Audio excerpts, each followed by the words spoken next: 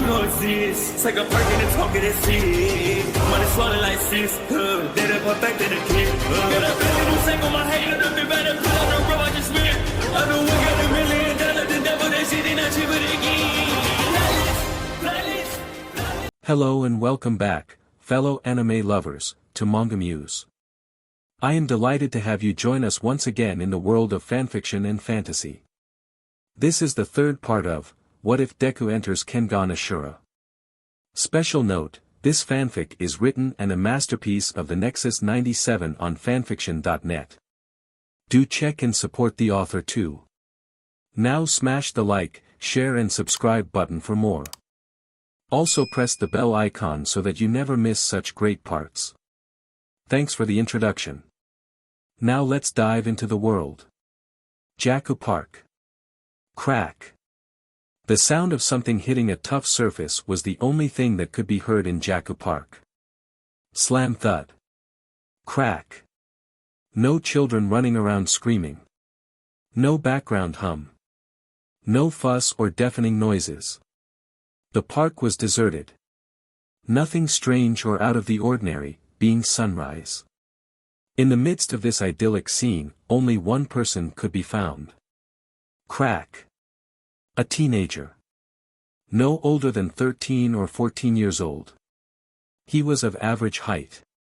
His face was framed by a long mess of fluffy dark green hair which stood up at odd angles around his head, casting noticeably dark shadows onto itself. This unruly emerald mass was kept tied into a man bun. His eyes, sharp and focused, were of the same color of his hair. His most distinguishing features were a set of 4 symmetrical freckles in diamond formations, one on each cheek and 2 small scars, a cross-shaped one on his right cheek and a small one on the bridge of his nose. And then there was his body. Despite his young age and the black tank top he was wearing, you could clearly see the boy's muscular and well-defined physique. Currently, the teenager was busy slaughtering a tree trunk. Punches, kicks, elbows and knee strikes were thrown with violent precision on the wooden surface, now close to giving way under the onslaught of strikes. The boy positioned himself, firmly anchoring himself to the grassy ground with his feet. With his left arm extended toward the trunk, he pulled his other arm back, bringing it close to his chest. With his hand he formed a nukite. He inhaled. Then he exhaled. Hi-ah. Thuck. The boy's hand sank into the trunk of the tree, stopping about halfway up the palm. He could barely hold back a grunt of pain, but he didn't give up, and continued. Tightening his stance, the boy inhaled again, this time more deeply. Then he exhaled again. Jaya. Chuck. Crack. He pulled his hand from the trunk violently to the right, effectively opening a large gash in the body of the tree. Splinters and shavings of wood fell to the ground, along with some leaves, which fell off due to the sudden movement. The teenager staggered back, shaking the hand he had just used to gut the log. He looked down at the hand. NNGH. NNNNGH. ARG. Then he threw himself to the ground, rolling left and right as if convulsing, clutching his hand, his fingers now bleeding and aching. Ow. Ow. Ow. Son of a. Garg. This, ladies and gentlemen, was none other than Izuku Tokita. 13 years old. And now on the verge of regretting his life choices. After calming down and controlling his breathing to ease the pain in his hand, Izuku stood up. Then he approached the trunk, and as usual, took his bag from behind it. From it he grabbed a towel to clean up, and an ice bag for his hand. While he was there, he pulled out a smartphone with a plain green cover, and unlocked it to see the time. MHM. 7:02 a.m. I still have plenty of time. He took another couple of minutes to rest, then gathered his things and left the park. As he walked on his way home, he looked up at the sky, lost in his thoughts. What should I make for breakfast? Later. The Azura's den. After returning home, Izuku tidied up his stuff and medicated his injured hand properly. After that, he took a quick shower and to clean himself up and dress in fresh clothes. He wasted no time opening and arranging the place for the usual morning clientele, warming up the stoves in the meantime. Eventually, he opted for something traditional: salt-grilled mackerel, rice and miso soup. While he was there, he turned on the TV in the dining room to hear the morning news. While he was in the middle of cooking the mackerel, a woman on the news caught his attention. We still don't know exactly the dynamics of the incident, except that this night, yet another pro-hero was found dead in an alley in Tokyo. The wounds on his body suggest the modus operandi of Stain, the infamous hero killer. The victim in question was a young hero, whose debut took place just a couple of months ago, however. Izuku sighed. Another one? Come on. Concentrating on the stove, the young man finished cooking and took the dishes to one of the tables in the living room, setting it up. Just as he finished tidying up, he heard movement from behind the door, the same one that led upstairs and into the house. The door opened, and Izuku heard a voice behind him. "MMGH, Yanon, good morning, Izu-chan." A tired, sleepy voice greeted him. Izuku turned to reciprocate. "Good morning to you, Nadash." Izuku froze. Before him stood a tall, curvaceous woman with sky-blue eyes, which tilted downwards in the center, framed by a set of rather long eyelashes. She had abundant, spiky, dark purple hair which was made up of layers of varying lengths, the longest ones reaching down below her waist. Her chin-length bangs were split into 3 sections, 2 swept to the sides and 1 over her face, going diagonally down to the left between her eyes. She also had a small mole under her left eye. And currently she was facing Izuku. Completely naked. Izuku's face exploded in red, before covering it with his hands and turning abruptly. "DMN it, Namuri. At least have the decency to get dressed before coming down." The woman looked at the embarrassed boy with a confused air, tilting her head, before looking down at her body. She raised her eyebrows, making an "oh" with her mouth. "Hee hee." Then she giggled. "What do you mean, hee hee?" Izuku sighed in exasperation, but the woman just giggled again. Enter Namuri Kayama. aka R-rated hero, Midnight. Aka currently the bane of Izuku's existence. Deciding to spare the boy further embarrassment, Namuri retreated briefly behind the door, and then re-entered the room wearing a shirt that was far too large to be hers and sweatpants. "You know, Izu-chan, many would kill to be in your shoes right now." The woman walked over to the boy and patted him twice on the shoulder, and he turned around, relieved to see her properly dressed. "Thanks, but no thanks. I already have my hands full with too many eccentric individuals. I don't think I'll survive with a crazy nudist among them." Namuri pouted. "You're no fun. I aim to please." Izuku smiled before pointing to the set table. "Breakfast is ready. Sit down while we wait for Dad to wake up." At the mention of food, Namuri seemed to shake off the weariness. "Oh yes. Izu-chan's cooking in the early morning. You sure know how to make a woman happy." Namuri gave Izuku an embrace on the cheek before sitting down at the table. The boy rolled his eyes affectionately. "Did someone say, cooking?" "Ga. Kya." Izuku and Namuri jumped in fright, and turning to the source of the voice, they noticed Nico. He had just entered the room and was scratching his head with a tired expression on his face. Noting the 2 occupants of the room, he offered them a smile. "Good morning you two, Yanon, everything good?" Taking a few breaths to calm down, Izuku replied. "Good morning to you, Dad." "Yeah, all's good, apart from the fan service kindly offered to me by your girlfriend and you popping out of nowhere and scaring us to death. Again.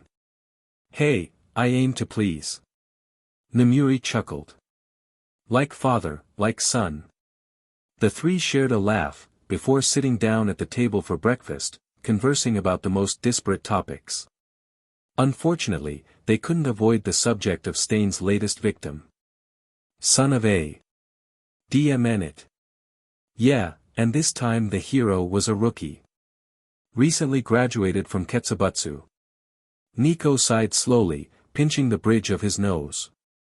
I hope Akoya hurries to catch that BSTRD. Izuku shook his head.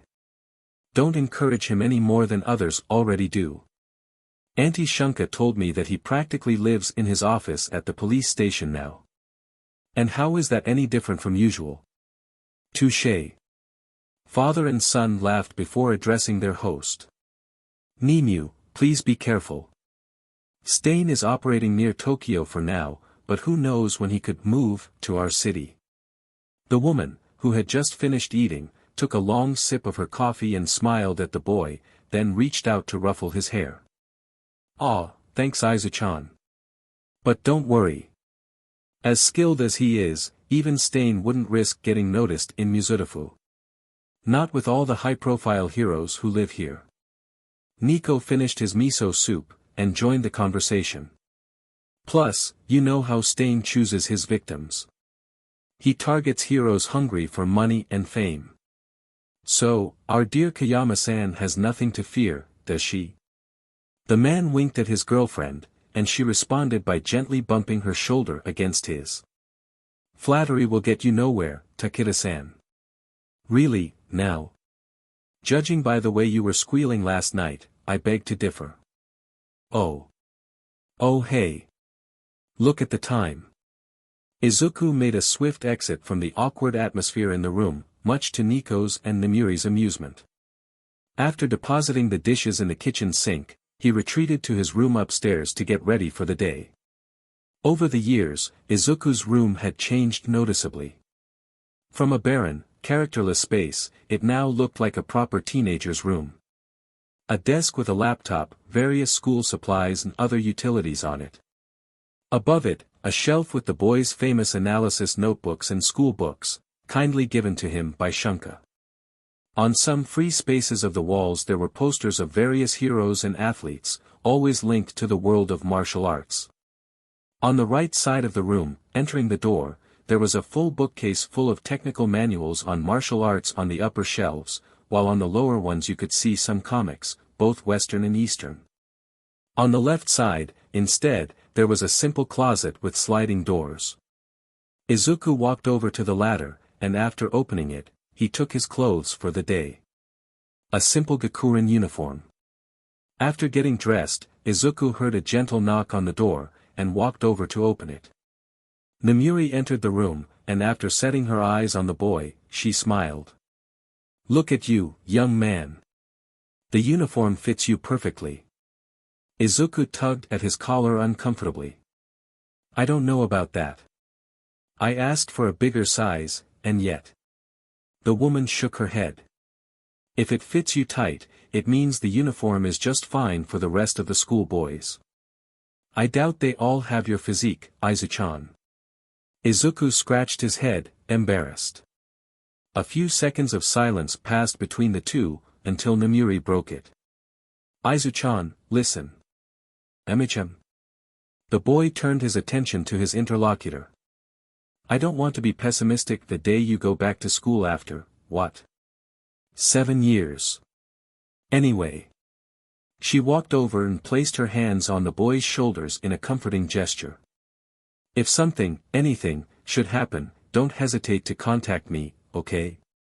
If the students, or even the teachers, give you trouble, give me a call and I'll demolish the whole building if necessary. Izuku raised his eyebrows, surprised. He noticed the fire behind Nemuri's eyes, and laughed softly. Thank you for the thought, Nimue.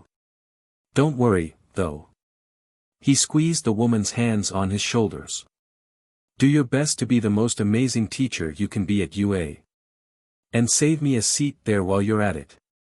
Izuku stuck out his tongue and Nemuri poked his forehead, just like Nico tends to do. With that attitude you won't have any problems, young man. Now go, come on.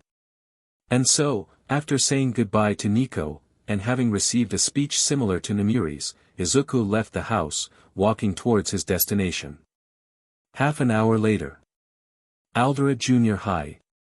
The walk to school was uneventful, and before he knew it, Izuku had arrived at what would be his middle school for the next 2 years. After being introduced to the faculty, Izuku was escorted to his class. As per practice, he was told to wait outside the classroom in order to introduce himself to his new classmates. Despite being inches from the sliding door, Izuku still managed to hear the chaos coming from inside. After the teacher entered, he made the students calm down. "Okay, class. Go back to your seats and be quiet. Many of you may already know, but for those who are still in the dark, starting today we will have a new student here with us." Immediately, the volume of the class quieted down, instead starting to murmur to each other. The teacher took the opportunity to call Izuku in, who obeyed. Opening the door and then closing it behind him, Izuku walked in front of the class. Then he took a deep breath. "Hello everyone. My name is Izuku Tokita. Nice to meet you." He bowed. "I hope we can get along well for the next 2 years." Rising, he smiled at the rest of the class. The other students reacted in the most disparate way. Some were indifferent, others relieved to see that the new boy seemed nice enough, while some girls. "Oh my god, look at him. He's so cute. Oh, I think we'll get along well, Tokita-kun. That uniform is about to rip itself apart, gulp. Dibs. I call dibs." Were emanating pure era energy. Izuku, now uncomfortable with all the attention he was getting, turned to the teacher to ask where his desk was, but Deku was interrupted. "Amichem." Turning his attention back to the class, Izuku put on a thoughtful expression, while frowning. "Deku? Heh, the last time someone called me that was when I dash." The realization hit him like a bolt from the blue. Bakugou? True enough, at the back of the classroom, sat a young man of average height and a fair skin tone. He had short, spiky, ash-blonde hair with choppy bangs over his eyebrows. His eyes were sharp and bright red in color, and currently they were wide open with disbelief. Izuku mimicked his expression.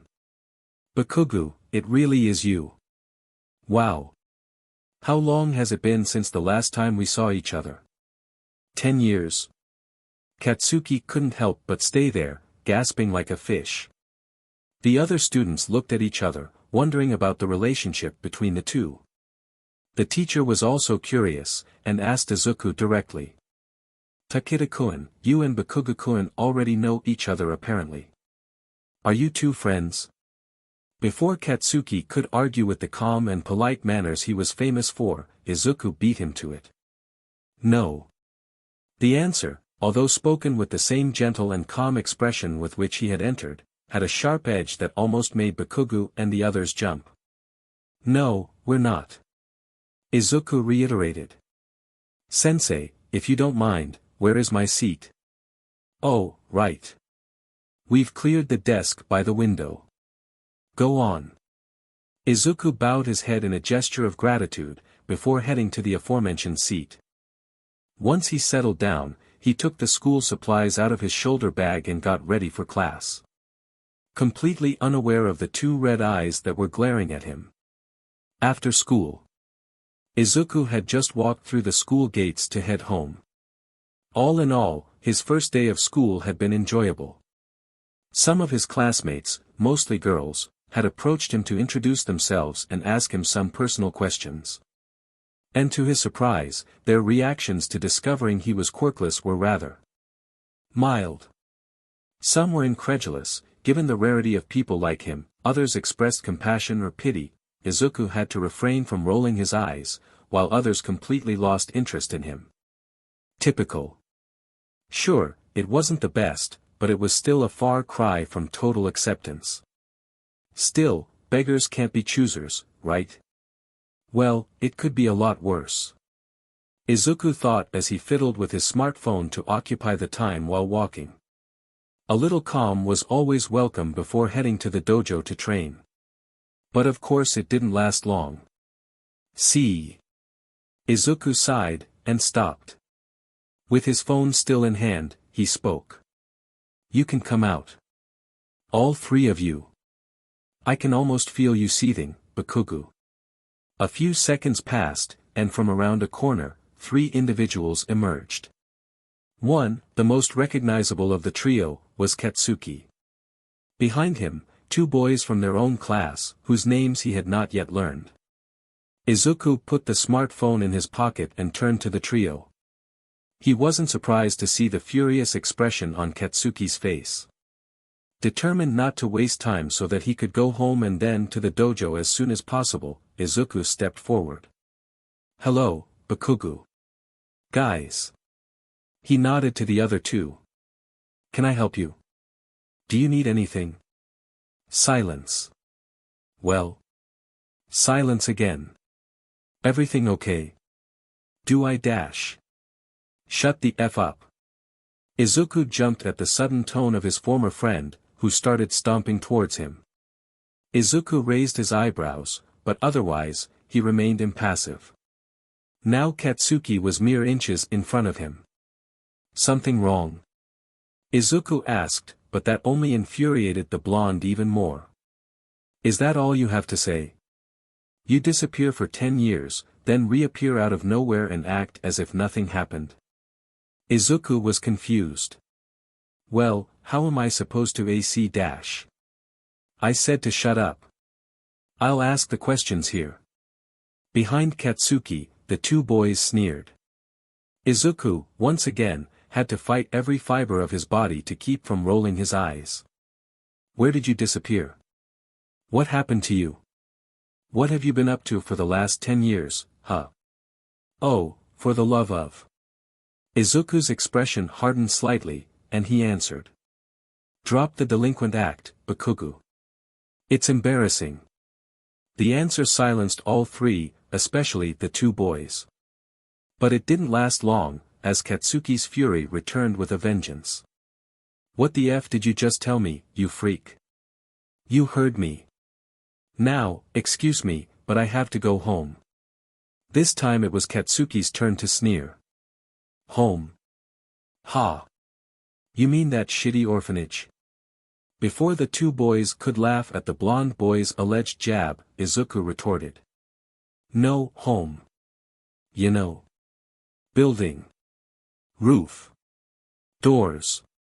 Windows. The one I was adopted in about 10 years ago, yes. That kinda home. Once again, the 3 remained silent. And this time it was Izuku himself who sneered. Not wanting to prolong this enriching exchange of opinions, Izuku started to turn and leave. It was then that Katsuki instinctively tried to grab the boy's collar. But Izuku was faster. With his right hand, he slapped off Katsuki's extended arm, and with his left gave him a sharp push to the sternum, causing him to back off. Ack. The other 2 boys, surprised by what had happened, hurried forward, approaching Katsuki. Izuku's expression was definitely angry now. Don't try it, Bakugo. I had a good first day of school and I would like it to keep it that way. Katsuki growled. You. Who do you think you're talking to? With you, Bakugo. I don't know what problem you have with me now, even after 10 years. You never gave a DMN about me, and unless you regret what you put me through when we were little, which I strongly doubt it, I have nothing to say to you. Katsuki dropped the backpack to the ground and started to trigger small explosions in the palms of his hands, while the other 2 boys showed off their respective quirks. One stretched out his fingers, while the other sprouted red wings from his back. Izuku's eyes widened. Damn it. I wish I had one of my notebooks right now. Katsuki's explosive voice, no pun intended, caught his attention. Looks like you've forgotten where your place is, you trash. Izuku glared at him, gently placing his backpack on the ground. Oh no, on the contrary, Bakugo. Then he unbuttoned the sleeves of his uniform, folding them halfway up his forearms. The incredible musculature and scars on the exposed skin were not unnoticed by the trio. I know very well where my place is. And that's not what you and your sycophants think it is. Katsuki was stunned. The Deku of 10 years ago was a pansy scared of his own shadow. An incompetent loser who could barely find his navel. A quirkless SHT who couldn't even defend himself from a fly. But now. NGH. Katsuki gritted his teeth so strong they were almost on the verge of breaking. So. Izuku's voice brought him back to reality. He was still there, with his hands lowered to his hips and a relaxed posture. Are you going to attack me or what? Or do you want to make me eat the dust by boring me to death? Die. Izuku allowed himself to grin. Heh. I almost missed it. Almost. Katsuki catapulted forward, preparing to hit Izuku with an explosion. He grinned savagely as he delivered the blow right in the face of the boy he almost wanted to maim at the moment. Ha! Take this, you trash. You never should have come back, you hear me? You were supposed to stay in that shithole of an orphanage, you piece of shirichuh. Once the smoke cleared, Katsuki hoped to see Izuku's shitty face covered in burns, but found nothing. What the foo dash? Predictable. Katsuki registered a voice to his right, but when he turned towards it, it was too late. Izuku formed an Ippon Ken with his right hand, and used it to lightly graze Katsuki's chin. Jab. Then with a Sakudo, he hit his right ankle. Whip. And finally, as he was stumbling, he slapped his left ear. Slap. Thud. And so, Katsuki fell to the ground. Mind you, he wasn't unconscious, just heavily dazed. This was enough to make the two lackeys' jaws drop. When one of them tried to move, Izuku glared at them. Rumble. The two boys were petrified. They felt like they were crushed by an evil presence as they looked into Izuku's almost fiery eyes. They were about to SHT their pants as they looked like prey ready to be devoured by a predator. By a tiger. Izuku mouthed a "F off" to them, and that was enough to make the two run away with their tails between their legs. Gah!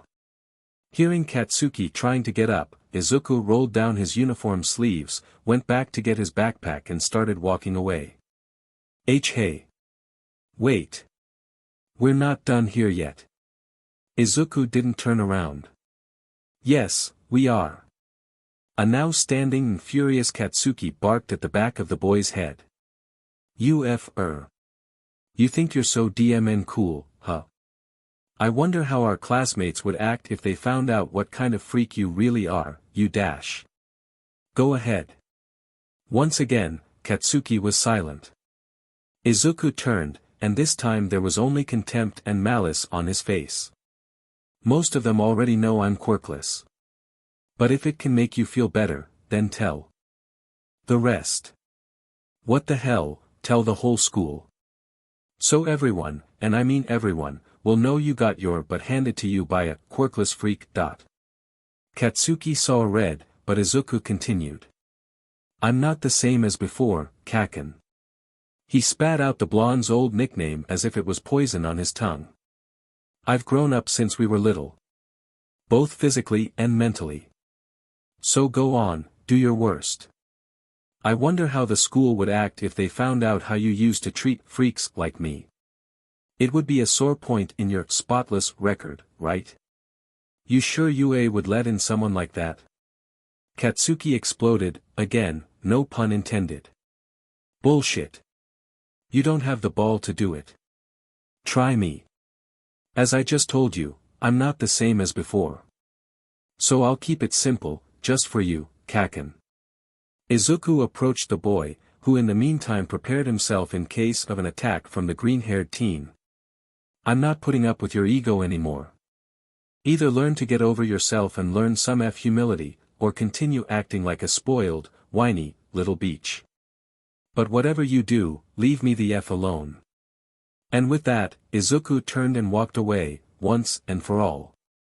But Katsuki insisted on having the last word. You finally grew a spine, huh? You nerd. He snarled, but Izuku didn't stop. More or less.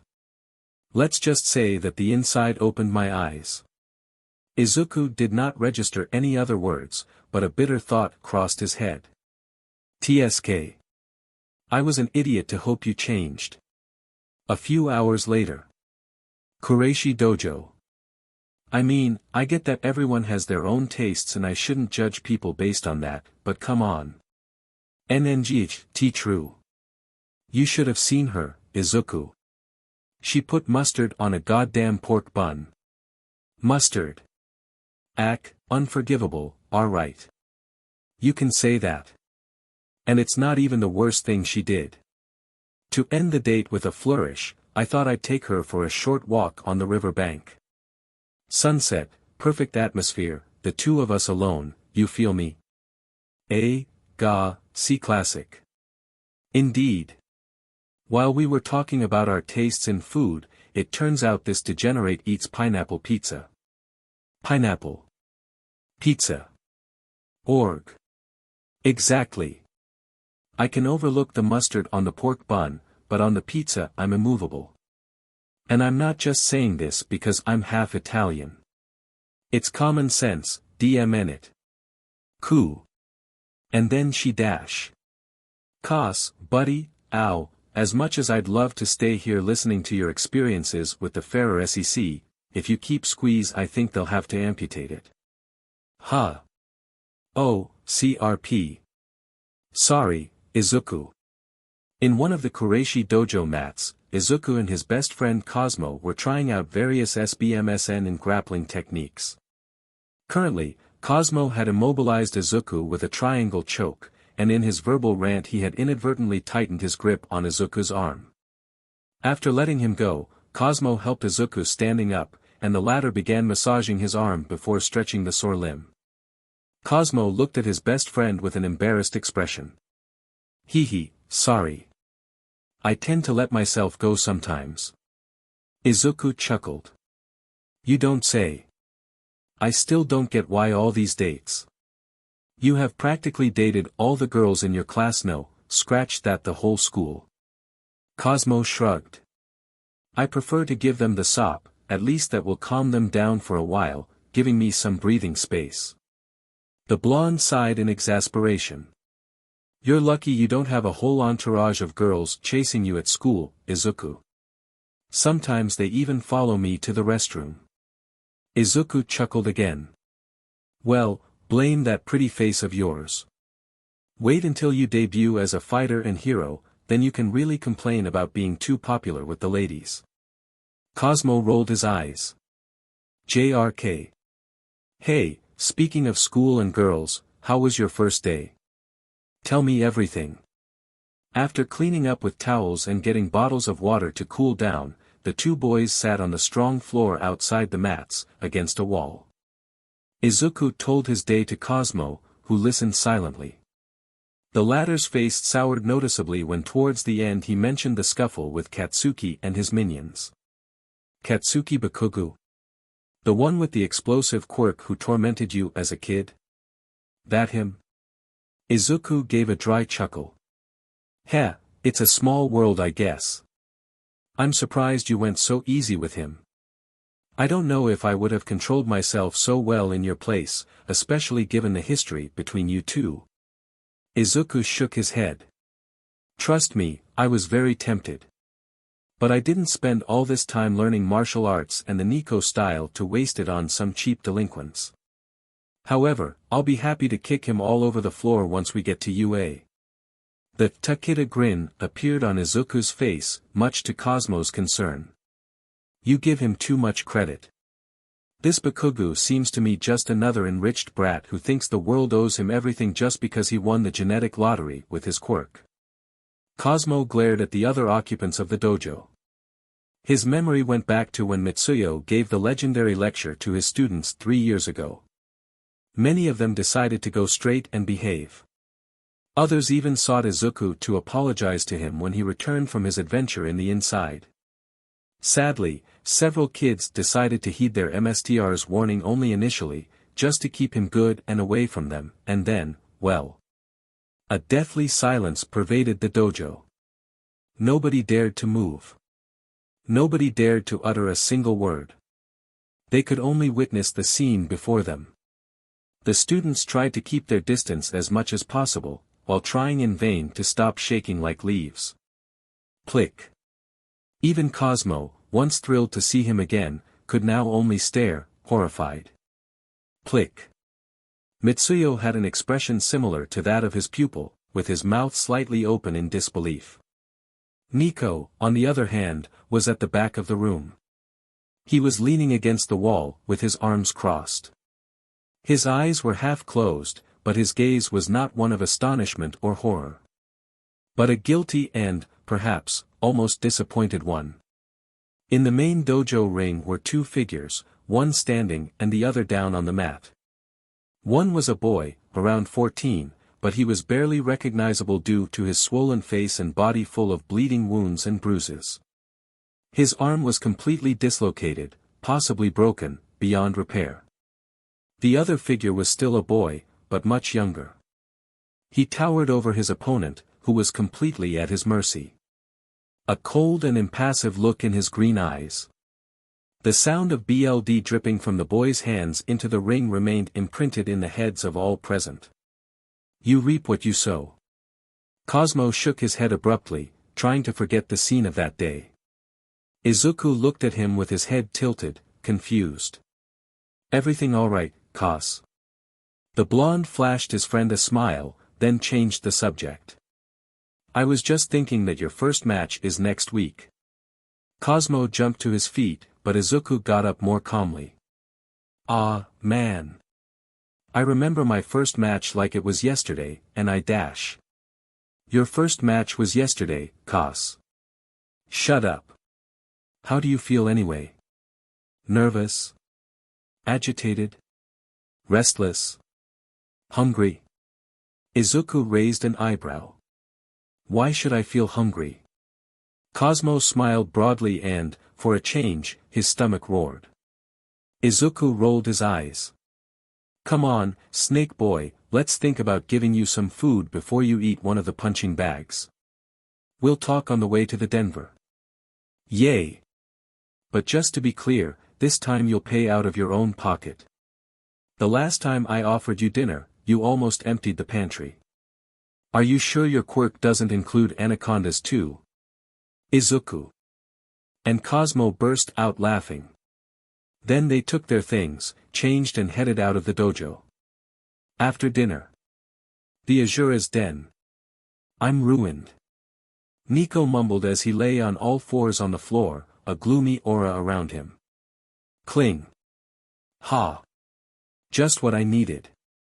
Meanwhile, Cosmo had just finished gorging himself with the Tokita's heavenly cooking, amassing a gargantuan tower of plates. Izuku, on the other hand, who was satisfied with a simple meal, was reviewing the notes he had taken at school and adding new ones. Without taking his eyes off the notebooks, the boy spoke to his father. At least this time he's paying, Dad. Nico got up from the floor, starting to carry away the dirty dishes from Cosmo's table. Well, with what he spent, I could replenish the pantry twice, so, yeah, I guess you're right. The man chuckled, before retiring to the kitchen to finish tidying up and closing the restaurant for the day. Cosmo took a moment to calm his belly, almost on the verge of bursting, before thanking Nico for the meal and joining Izuku at his table. Wow, you are so DMN lucky, Izuku. Having great food available whenever you want. Are you sure I can't let your father adopt me too? Izuku snickered. Hey, try asking Kureishi-san. I'm sure he'll be delighted not to have you around anymore. Cosmo snorted. Ouch. Low blow, man. The two burst out laughing and began to talk amicably, with Nico occasionally joining the discussion. They went on for about an hour before the restaurant's phone started ringing. Izuku instinctively stood up to answer, but Nico motioned him to sit down and that he would take it. After wiping his hands on his apron, he picked up the phone, holding it to his ear. Good evening, you called the Ashura's Denver. How can I help you? Oh. Aha. Sure. Continue. Nico groaned. Seriously? Of all the people available in the association, it had to be him. Really? Okay. I'll let him know. Thanks for the info, Rin-chan. Send my regards to your husband. Same to you. Good night. Click. Nico hung up. Then he turned to the boys, who were staring at him curiously. Izuku was the first to break the silence. Who was that? Rin-chan. She called to tell me you have to report to her and her husband tomorrow, after school. Apparently they received the details of your upcoming match. Cosmo's face lit up. Finally. I was really curious about it. Same here, Cos. But. Izuku noticed his father's annoyed expression. There is more to it, right? Nico sighed heavily. I don't know who your opponent is, but I know which company he's fighting for, and consequently, which association member. Izuku and Cosmo looked at the adult with trepidation, inviting him to continue. Yashitake Real Estate. At the same time. Unknown location. Clink. In the middle of a professional gym, stood a single figure. Although it was pitch dark in the room, it was still possible to see that he was a male, with a massive and muscular build. Currently, he was sitting cross-legged on the strong floor, hunched over. He was holding something in his hands, but from the noise coming from these, he seemed to have broken it, then he tossed it away and took something else. By now a pile of some sort had formed to his right. A filtering moonbeam lit up the dark room for a few seconds, and it seemed to make the ever-growing pile glow in the darkness. By looking closely, one could see what it was all about. Coins. 500 yen coins. Split perfectly in half. Clink. Thud. The figure finally stopped. He squeezed his hands, making his big fingers crack loudly. Then he looked at the now colossal pile of split coins to his right. Heh. The following day. Thus, Izuku found himself strolling the streets of Mizutofu after school, headed to his boss's offices to discuss his upcoming fight. His second day of school was similar to the first. The only difference he noticed was the clear detachment most of his classmates took from him. It didn't take a genius. That was surely the work of Katsuki and his peons, most likely in a pathetic attempt to heal his bruised ego. Well, not that Izuku cared that much, to be honest. But the glares he continually received from the explosive blonde were really irritating. Anyway. After about 10 minutes, Izuku arrived in front of his destination. It was a large building, but still smaller than the colossal skyscrapers and stores that surrounded it. It looked somewhere between modern and traditional. It sure attracted attention, but it wasn't overly glitzy or pompous. From the numerous windows one could glimpse numerous offices, in which a comings and goings of people worked intensely. Busy day. Izuku thought, before taking a deep breath and entering. As he crossed the entrance, he passed a large plaque with the name of the company he will fight for and represents. Yamashita Trading Company. After announcing his arrival at the entrance and exchanging the usual pleasantries with some of the workers in the offices, Izuku headed to the upper floor of the building, where most likely he was expected to be. Taking the elevator to the top floor, Izuku walked out of its sliding doors, but thud. Ow. He accidentally bumped into someone. Luckily, the other person didn't end up falling to the ground, much to Izuku's relief, but they dropped several papers to the floor. Oh, CRP. Forgive me, miss. I was so distracted, I wasn't paying attention to where I was going. Allow me to hell dash. Miss. You wound me, Izuku-kun. Izuku looked up from the papers he was picking up, and his eyes widened slightly before smiling. I apologize, Rin-san. You're, strong to notice, no offense. Before him stood a short, pretty, young woman. She appeared to be in the middle of her 20s, with a bob of red hair, thin eyebrows and sharp, closed eyes. She was wearing a classic formal business suit, a smart black waistcoat over a white long-sleeved shirt, with a black tie, a short black skirt and short-heeled dark pumps. At BRST height, on the left side, she wore a plasticized label with her name, Rin Yamashita, on it. Currently she had just got up and was scratching her head sheepishly. The life of a shorty. The two shared a laugh. Then Izuku handed Rin the papers from earlier. Here. And sorry again. While you're at it, would you like to take me to your husband's office? I should meet him to dash. The proverbial light bulb appeared on the top of Rin's head. Of course. The match. Follow me, come on. What dash? Before Izuku could finish speaking, Rin grabbed him by the arm and dragged him to the end of the hall, outside the door of the CEO's office and... Slam! She opened it without even knocking, of course. The CEO's room was large and spacious, with a large rectangular table in the center, currently covered with folders and papers, and sofas and armchairs on either side, also buried under piles upon piles of paperwork. Metal cabinets that stored even more papers were against the wall, while on one side of the room, the one on the side of the window overlooking the buildings and the street below, there was a large desk with a computer on it, and behind them, the boss himself. He was an average-looking young man with cropped black hair, brown eyes and a thin sprinkling of facial hair on his chin. He was wearing a blue dress shirt with rolled-up sleeves with a white shirt underneath, black slacks and polished black shoes. And judging by the bowl he held in one hand and the chopsticks in the other, he was in the middle of an impromptu lunch between work. Despite the loud noise with which Rin had practically broken down the door, the man took a while to notice the presence of the two intruders in his office. When he did, his face lit up. Before addressing the two, he swallowed the morsel of rice in his mouth. "Light of my eyes!" he exclaimed. Then he turned to Rin. "Oh, look. My wife is here too." He chuckled, but... Whack! Gah! He was hit in the face by a flying-heeled shoe. "I'm sorry, darling, I'm afraid I didn't hear you." Both Izuku and the man began to tremble when they saw the menacing aura Rin was emanating. Scary.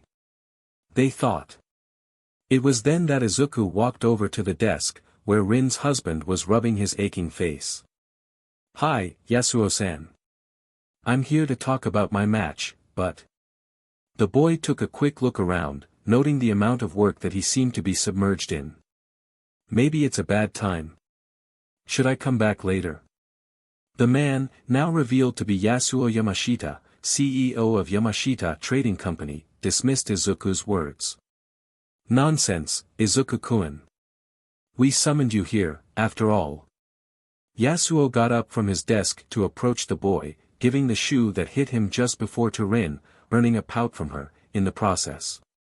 "Also, if we're so busy today it's somehow connected to your match, so..."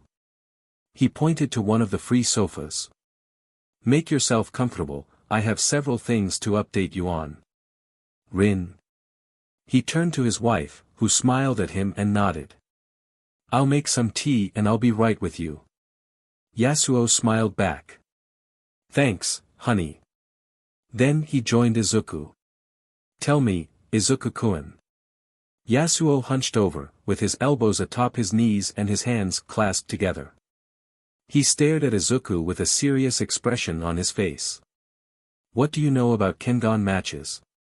In Shotoku Year 5, 1715, in the darker recesses of the nation of Japan, there were bloody conflicts between the merchant clans as they all desired the status of shogunate purveyor.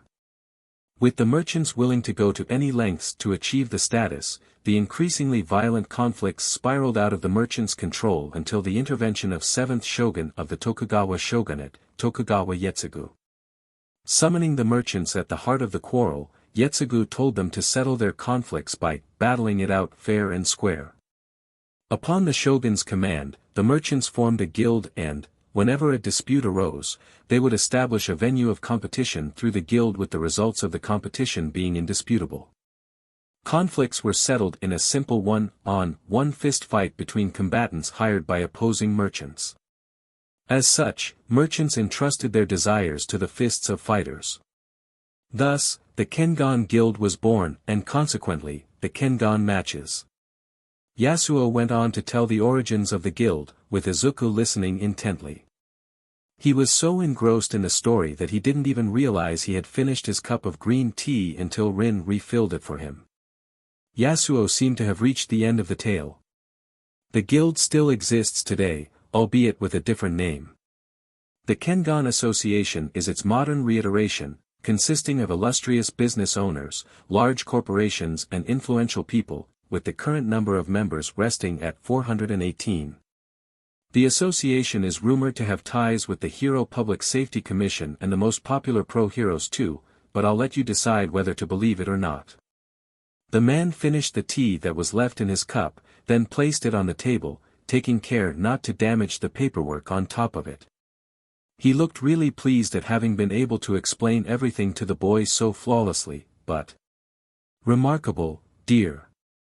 How many times have you rehearsed the speech in front of the mirror before you got it right? Ack. Unfortunately Rin decided at that moment to take revenge for her husband's previous jab. Izuku stifled a snicker as Yasuo pressed a hand to his chest, as if he had just been stabbed. Rin, how could you? I looked really cool a moment ago. The woman simply smiled as she filled her husband's cup. Revenge is always welcome in marriage, remember that. Now, Izuku-kun. She turned to the boy. Do you have any questions? Izuku's eyes lit up. Oh yes. 3, actually. The couple chuckled at his enthusiasm. The association was originally conceived as a guild, right? So it was led at the same time by several clan headsmen, wasn't it? But who's in charge now? Rin nodded. Good question. Ever since the association took on a more modern hierarchical structure, it has always been led by a chairman. The current president is Hideki Nogi. He was elected following the victory of his company, the Nogi Group, in the last tournament held by the association. Do you know him? After all, your father was his affiliated fighter. Izuku looked down into his cup. I heard Dad mention a certain Nogi-san and the Saishus talking about a certain tournament and, well, from what I understand, something bad happened, as when I tried to talk to Dad about it, he reacted in a rather cold way. The boy took on a melancholic expression, but the two adults looked at each other with worried and anxious faces. Yasuo spoke next. Well, let's just say that the final match of the tournament, the one between your father and the former president's affiliated fighter, was nothing short of brutal. It was strong to watch, even by Kengan tournament standards. Izuku looked up. Had something happened to Dad? SHT. Idiot. Now you've made him even more curious. Yasuo and Rin had the classic mental conversation between husband and wife, but luckily the woman decided to defuse the situation. She took a deep breath, then. Izuku. The serious tone of voice that Rin suddenly took startled the boy. Why yes. Look at me. MHM. Crash. The cup fell from Izuku's hands as his body went limp. Yet his head remained stiff, as if he couldn't take his gaze away from Rin's eyes, which now shone like two little suns. Rin continued to stare at Izuku for a few seconds, until she looked away from the boy, assuming her trademark closed-eye expression. Izuku seemed to recover almost immediately from the trance he had fallen into, and began to look around, confused. What dash? Izuku-kun, forgive me, but I'm afraid I didn't get your second question. The boy redirected his gaze to the couple. Rin sipped her tea nonchalantly, while Yasuo tried to seem oblivious to what had just happened, looking everywhere in the room except at his wife and the boy. Oh, sorry. I could have sworn that. Izuku scratched his head, confused. Then he shrugged. Oh well, never mind. Anyway, my second question, how are the fighters of the various companies selected? This time it was Yasuo who answered. In different ways, to be honest. But the most common ones are through clandestine tournaments or fights, or as in your case, through contacts who have connections with the association. The boy nodded. Obviously, the association cannot afford to let anyone into its ranks, so it organizes preliminary matches, some sort of tests to evaluate the skills of the fighters and who is worthy to represent their company on behalf of the Kengan Association. In some rare cases, both fighters from a preliminary match have been selected. Izuku chuckled. That's some pressure you're putting on me. The three laughed together. Then they resumed. I have one last question. How do these matches work? Are there any specific rules to follow? Yasuo shook his head. It's a simple martial arts match in which the veil tudo is in force. Any kind of martial art, grab, technique or quirk is allowed. No limitations. The match ends when one of the fighters gives up or when he can't keep on fighting. In official matches this also means the death of one of the two fighters. Izuku swallowed nervously. Rin continued her husband's speech. It should be noted, however, that the use of quirks in matches is at the discretion of the two contending companies. Now, you shouldn't have any problems with that, which means less paperwork for us, but your opponent's boss insisted that the free use of quirks is introduced into the match. Izuku raised an inquisitive eyebrow, remembering his father's reaction when the CEO of Yashitake Real Estate was mentioned. While we're talking about it, what kind of person is the president of Yashitake Real Estate? At that, Yasuo sighed heavily, while Rin frowned. Let's just say that he's quite eccentric and difficult to manage. Rin gave her 2 cents. That is to say he's a narcissistic butt. Yasuo rolled his eyes in exasperation at his wife's comment, but deep down he fully agreed with her. I'm sure you'll love him, Izuku-kun. She spat in irritation, but Izuku just shrugged, smiling. Oh well, if that's the case, I can't wait to meet him. Izuku picked up his cup from the floor. When did I drop it? And put it on the table and got up from the sofa. Anyway, as much as I'd like to be here and talk about my upcoming match, I really have to go. If I want to look good in the ring, I can't skimp on training. Yasuo and Rin got up after the boy.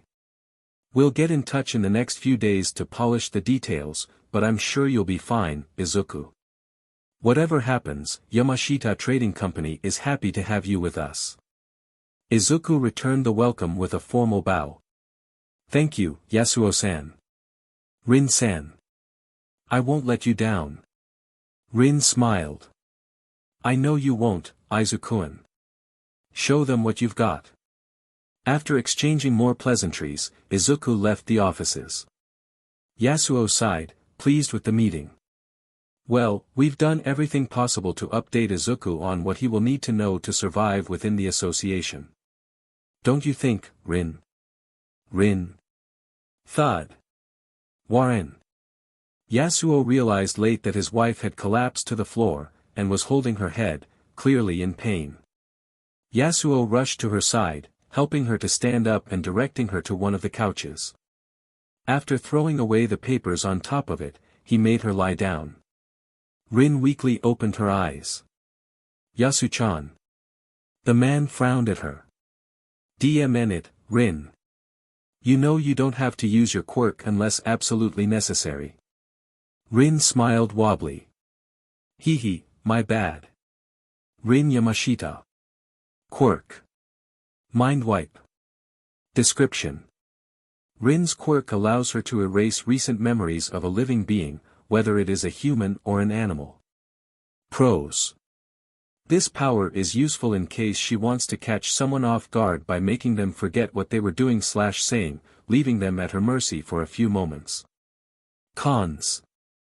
Mind wipe can only be used on one target at a time, and even then, it requires direct eye contact between the latter and Rin. Additionally, it is extremely taxing on Rin's body, causing her severe migraines if used excessively or for too long. Rin reached out and lightly punched Yasuo's shoulder. Look, if Nico didn't tell Izukumidoriya what happened during the last tournament, we certainly won't be doing it. Understood? Yasuo sighed, but eventually found himself agreeing with his wife. We just hired him and we're hiding secrets from him already. He chuckled, but Rin hit him again, pouting. Izukumidoriya is a great kid. We are lucky to have him with us. You say this because you see a kindred spirit in him. This time it was Rin who chuckled. More or less. But I grew up in the inside. He instead had a normal life, kinda, only to be thrown suddenly into that hell. For a year. And he came out of it alive, remaining the same ray of sunshine as he was before. Yasuo frowned. I'm not so sure about the last part.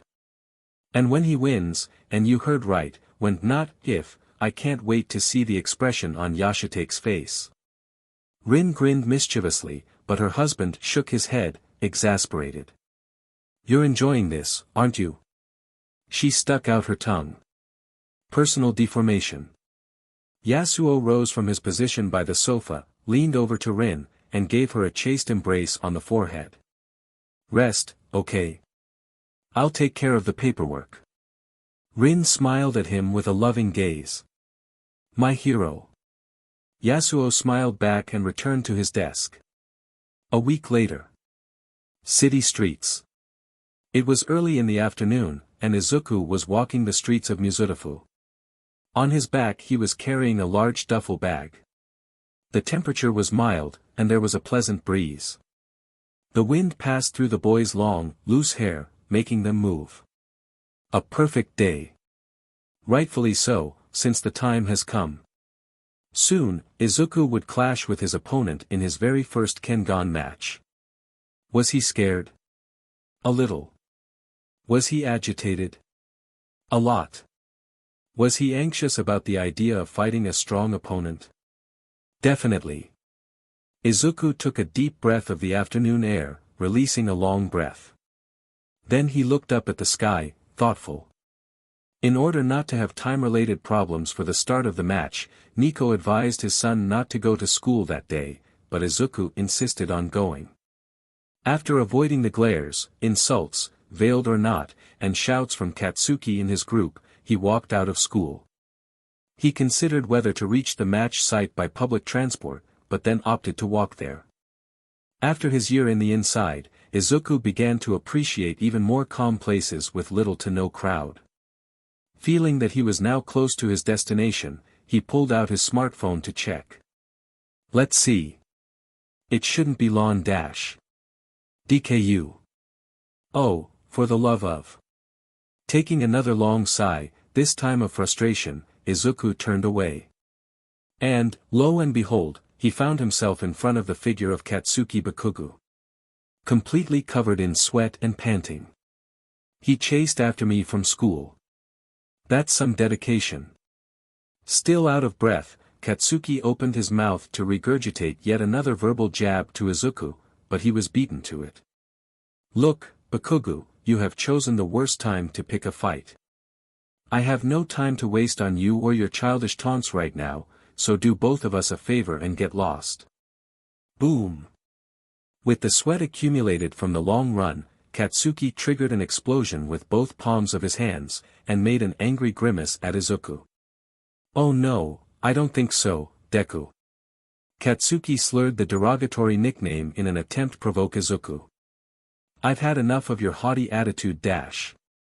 Coming from you, it's a compliment. Don't interrupt me. You've been getting on my nerves ever since you came back and it's time for someone to remember you your place once and for all. Boom. Katsuki ignited another explosion, but Izuku remained impassive. I told you Bakugo, I don't fight outside the ring. Ha! Katsuki sneered. Are you still going on with that martial arts bullshit? Like someone would hire a useless wimp like you to fight. From the guy who ended up with his butt on the ground because of said useless wimp, it's a compliment. Katsuki, now glowing with anger and with a guttural scream, lunged at Izuku, ready to pulverize him. The latter, now exasperated, threw the bag to the ground and got into position. He narrowed his eyes to the approaching form of his former childhood friend. He set his gaze on Katsuki's neck. The water kata is not my forte, but it should be enough to knock him out just enough to get there in time for the presentation. Fixing his feet firmly to the floor, Izuku extended his arms slightly, taking a high grappling stance. Just when Katsuki was this far from launching the first attack, the two boys were interrupted. Seriously, kid? Fighting in the middle of the street when your match is just under an hour away? CRP. What the F wa dash? Katsuki did not have time to finish speaking, as he found himself in midair. Something had grabbed him firmly on the forearm and made him flip forward using the inertia of his momentum from earlier. The blonde gritted his teeth and closed his eyes, waiting to hit the strong asphalt, but... thud. He found himself with his feet firmly planted on the ground. Pfft, show off. Hey, give your old man a few moments of glory every now and then. Tokita chuckled, releasing Katsuki's forearm, who in the meantime was looking at the intruder with wide eyes. Old man. He thought. Are you telling me this guy is Deku's adoptive father? His eyes widened further. So the nerd wasn't lying, he was seriously adopted. Katsuki opened his mouth to speak, but when Nico turned to him, he closed it immediately. Despite the serene and carefree expression on the adult's face, Katsuki was able to see beyond it. This man, Tokita. Ah, you must be the infamous Katsuki Bakugo. Pleased to meet you, I'm Nico Tokita, Izuku's adoptive father. He had an odd aura around him. Look, Bakugo-kun, today is an important day for my son, really. That was screaming one thing. So we can't waste any more time. But if you'd like, you can join me and the other spectators, what do you think? Danger. Sure.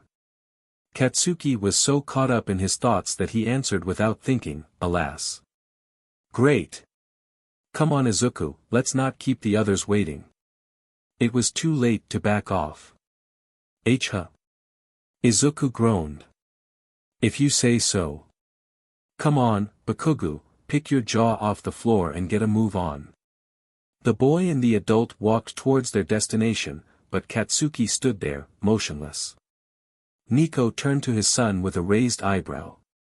Is he okay? Izuku shrugged. He's fine. Katsuki, after a few more seconds of stasis, recovered and turned to the two, a stunned and angry expression on his face. What the F just happened? Later. Makunuchi building. Rustle. Almost done and... Rustle. That's it. Currently, Izuku was in the locker room of Makunuchi building, the arena of his upcoming match. Well, to be honest, calling it locker room would have been an untrue exaggeration. Since the entire building had been abandoned and disused for years, the fighters had to make do with two of the building's many empty rooms. Rubble, dust and cobwebs were everywhere inside, but Izuku was lucky enough to find a room complete with a slightly cracked mirror. Neatly folding his clothes from earlier, Izuku tucked them into his bag, and walked over to the mirror to take a look at his new attire. He was completely naked, except for a pair of white boxing shorts with green trimmings and the logo of his company, Yamashita Trading Company, on the back. Izuku narrowed his eyes to the several scars on his body. The souvenirs from his year in the inside. Slowly and carefully, he traced the two nearly parallel scars on his left pectoral. Then he stopped. And sighed. Knock knock. A knock on the door made him jump slightly. See, come in.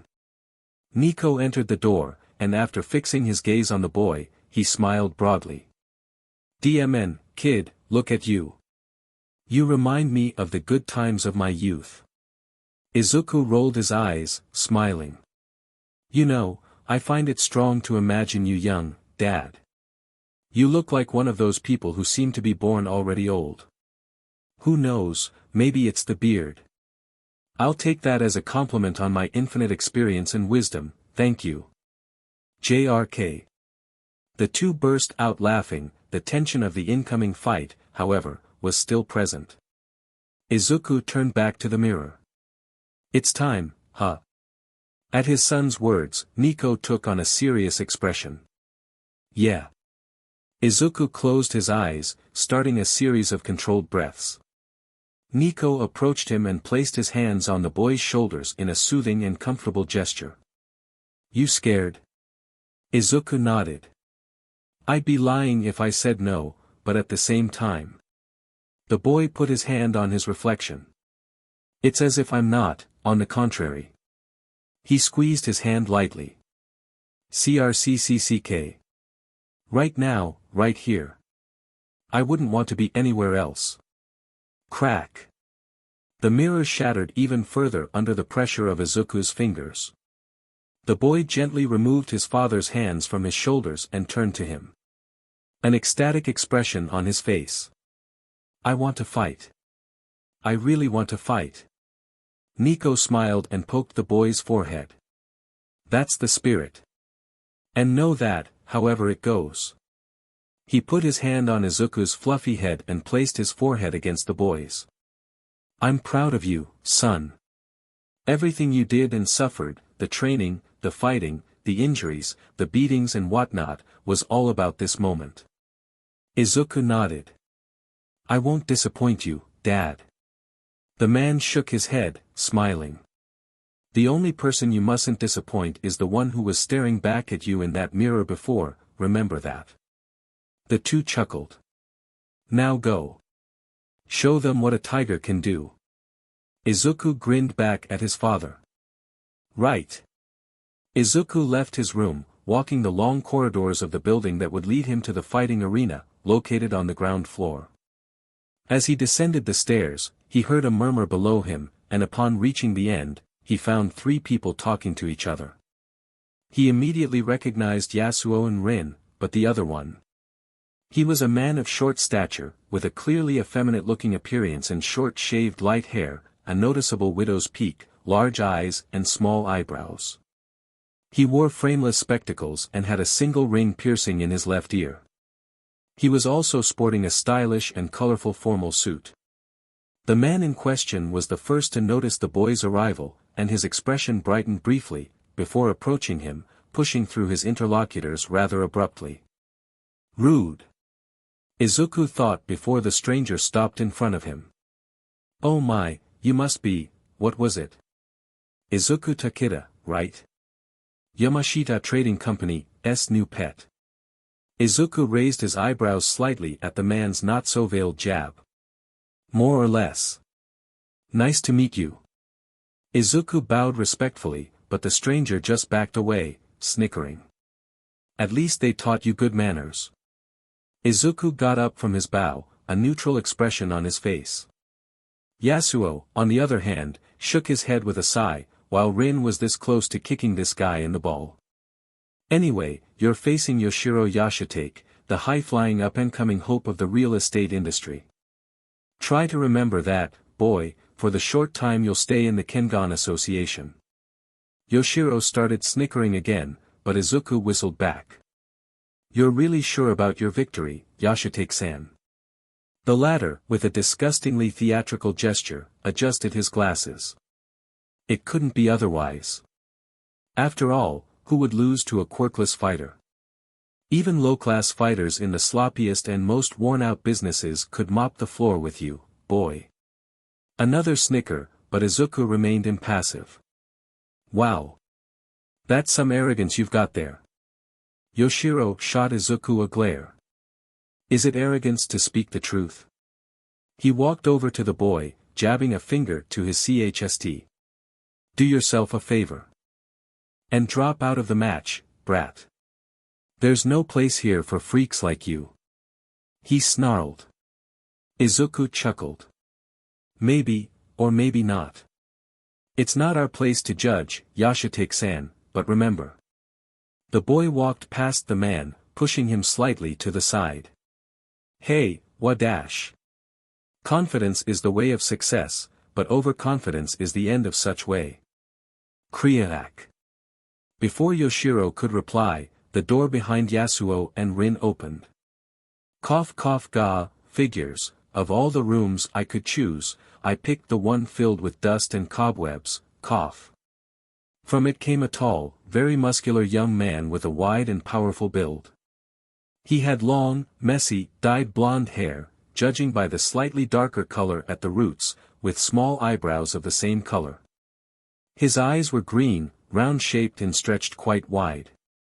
Just like Izuku, he was wearing only a pair of boxer shorts, but they were decorated with a leopard design. He finished wiping the cobwebs and dust off his body before looking up and noticing the 4 people in front of him. Hi. Yoshiro darted alongside the newcomer and, still gesticulating in an overly theatrical way, introduced him. Perfect timing. Izuku Tokita, meet your opponent in this match, as well as the chosen fighter for Yashitake Real Dash. For real? Are you my opponent? The new kid interrupted his boss and approached Izuku, grabbing his hand and shaking it violently in an energetic salute. A wide grin on his face. My name is Ichiro Nakata. Nice to meet you, Greenhorn. Izuku tried to wave back, but still felt the effects of the shake. Likewise, Nakata-kun. I'm Izuku Tokita. Ichiro pointed at himself with his thumb. Actually I'm a rookie myself when it comes to all this Kengan CRP. But know that I have no intention of losing, so be prepared for a resounding defeat, Green. Green. Izuku's sweat dropped, then replied. The same goes for me, Nakata-kun. Your boss has quite the... Izuku glanced at Yoshiro, who scoffed. Sharp personality. I hope you'll be no less on the ring. Ichiro grinned. You'll regret using that very word. Before Izuku could investigate further, Yasuo interrupted the two. Okay, guys, that's enough. It's time for you to head to the arena while we catch up with the other spectators. He glared at Yoshiro. That is, if you're done insulting Izuku, Yashitake-san. The man in question huffed, before turning and walking towards the exit. If your quirkless pet was smart enough, he'd take my advice on the fly. Well, never mind. A pathetic fighter for a pathetic company. Come on Ichiro, let's go. Ichiro started to follow his boss, but Izuku cut him off. I'll see you in the ring, Nakata-kun. Surprised by his opponent's sporting attitude, Ichiro raised his eyebrows. Then he nodded, grinning widely. You bet. About 10 minutes later. Spectators area. And here we are. Make yourself comfortable, Bakugo-kun. If you can, that is. Nico and Katsuki, after entering the dilapidated building, found themselves in the spectators area around the arena where the fight between Izuku and Ichiro will soon begin. Well, calling them area and arena was a bit too much, to be honest. The first was a space cleared of rubble and other stuff, separated from the arena, which was nothing more than a huge circular open area in the center of what was apparently the former hall of the building, by large concrete barriers. Humph. Katsuki grunted, making space between himself and the man. He leaned his back against one of the barriers and began fiddling with his smartphone. He was trying strong to figure out what the hell was going on, but he couldn't. First he realized that, yes, Deku had been telling the truth, and that he had been effectively adopted by someone several years ago. Then he also realized that, yes, Deku had also been telling the truth about the fact that he was practicing martial arts and that he had been hired to represent some company that he could not remember the name of, and to be honest, he didn't really care. Eventually he realized that the man who took him to where he was now, Deku's adoptive father, was involved with Deku's disappearance. Katsuki looked up from the screen to look at the very object of his brooding. Nico was there, leaning frontally against one of the barriers, while looking from the other side of the arena at the door through which the fighters would enter. He stared at him intently. Despite the formal outfit he was wearing, a long-sleeved shirt rolled up to the forearms, black trousers and polished brown shoes, the boy could still notice the man's mighty and powerful physique. Along with some scars. Then there was the question of what had happened a little while ago on the streets. Katsuki clenched his jaw. All he did was staring into his eyes to become completely paralyzed. He feared that if he dared to move a single muscle, Nico would kill him right there. Katsuki gritted his teeth. Who the hell are you? If you have any questions for me, just ask. Katsuki's eyes widened. Nico, still without taking his eyes off the door, smiled. Better than keeping it all inside, right? I can feel your frustration from here, you know. This time he turned partially, leaning on his left side, towards the boy. The latter, always scowling, put his smartphone in his pocket and took a few steps closer to his interlocutor. Before we get to that, what do you know about me? Nico raised an eyebrow, confused. Katsuki clarified. I don't know how long you have adopted Deku, and frankly I don't care, but surely he must have told you about his life. Nico crossed his arms. He told me enough. About his life before he lost his parents and what happened after that, until we met. Katsuku opened his mouth to ask for more, but Nico cut him off. I'm not going to tell you anything else, Bakugo-kun. Sorry, but it's not up to me. If you really wish to know, you'll have to ask Izu. Why the F did you adopt him? Nico raised both eyebrows this time. Then he chuckled. How blunt, Bakugo-kun. Answer the DMN question. Katsuki almost yelled. He was cautious with Nico, but he still tried to stand his ground. Nico put on a serious expression. Is there any reason why I shouldn't have? Katsuki didn't waste a moment answering. Of course. He's F quirkless. So? Are you F kidding me? He's quirkless. He's useless. Why? Because he doesn't have any kind of power. So he's F useless. Why? Katsuki was fuming by now. Are you making fun of me? Nico, whose expression was still the same as before, serious and impassive, shook his head. Not at all. I'm just trying to understand your line of thought. Although, to be honest, I think I've already got an idea. Katsuki scoffed. Oh yeah? F enlighten me, then. Nico moved away completely from the barrier he was resting on, standing straight and approached the boy. You're weak. Boom. Katsuki, now completely out of his mind, generated huge explosions from his hands. What the F did you just say? You're weak. You heard me, kid.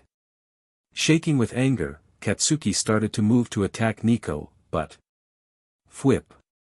The latter seemed like he teleported in front of him, with his right hand on his Adam's apple. Nico pressed lightly with his fingers on said part of the body. Katsuki swallowed nervously, and looked the man in the eye.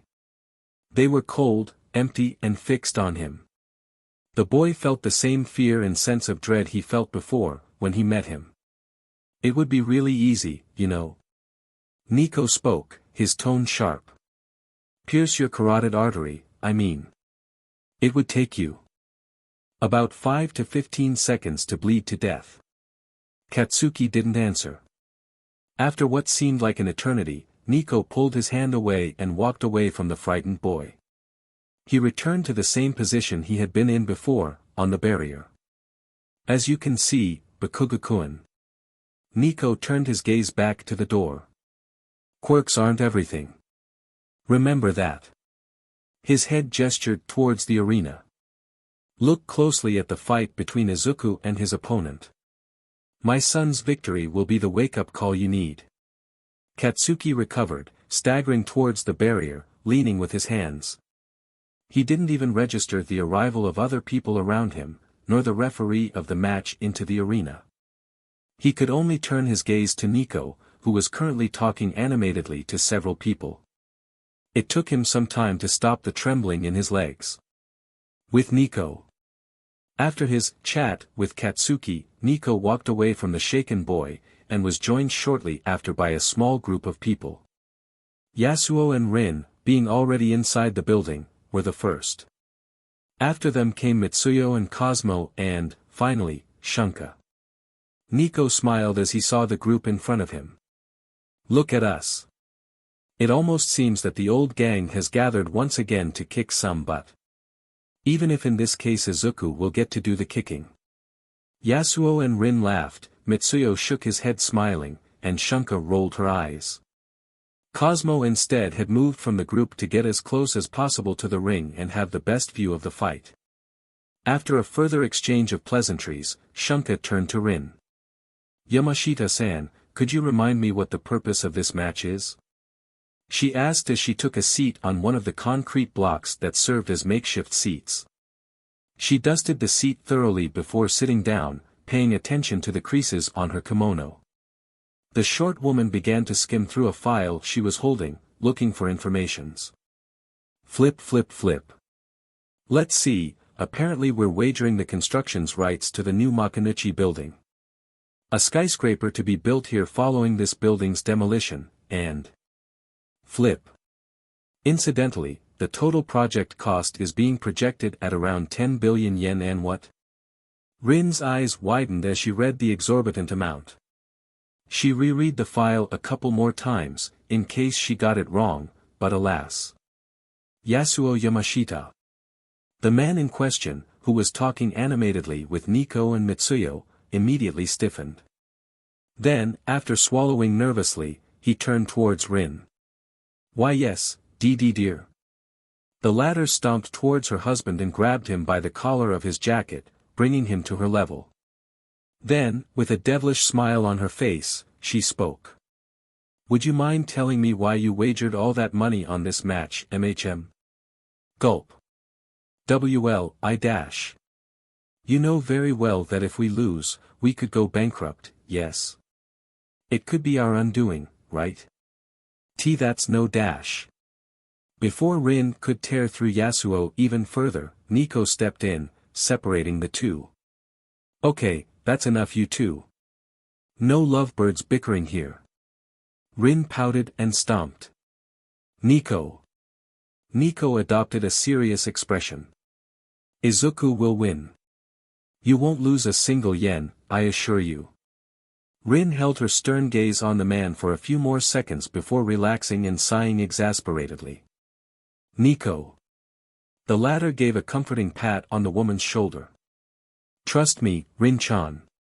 He smiled, but she wasn't totally convinced. It's not a matter of trust. You can't take Izuku's victory for granted just because he's your son. Out of everyone in here, I thought you were the least biased. Nico took on a thoughtful expression, then smiled again. Izuku will win, Rin-chan. Don't worry. Then he left the group to join Cosmo.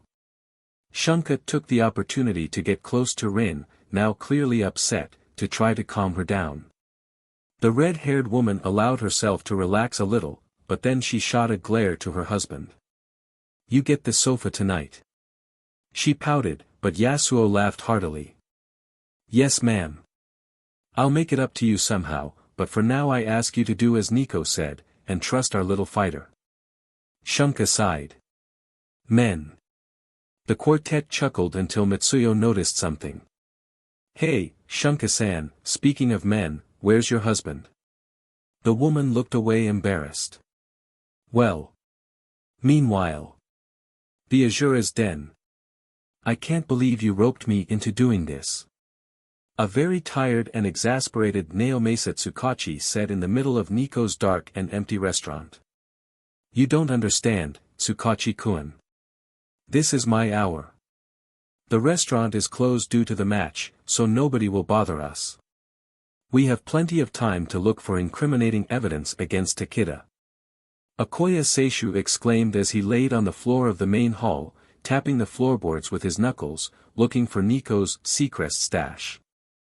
Naomasa groaned. Why can't you just be normal? Justice. He's busy with work. Shunka replied. Mitsuyo shrugged. Well, it's a relief. I thought that things between him and Nico were still bad after, you know. Shunka sighed.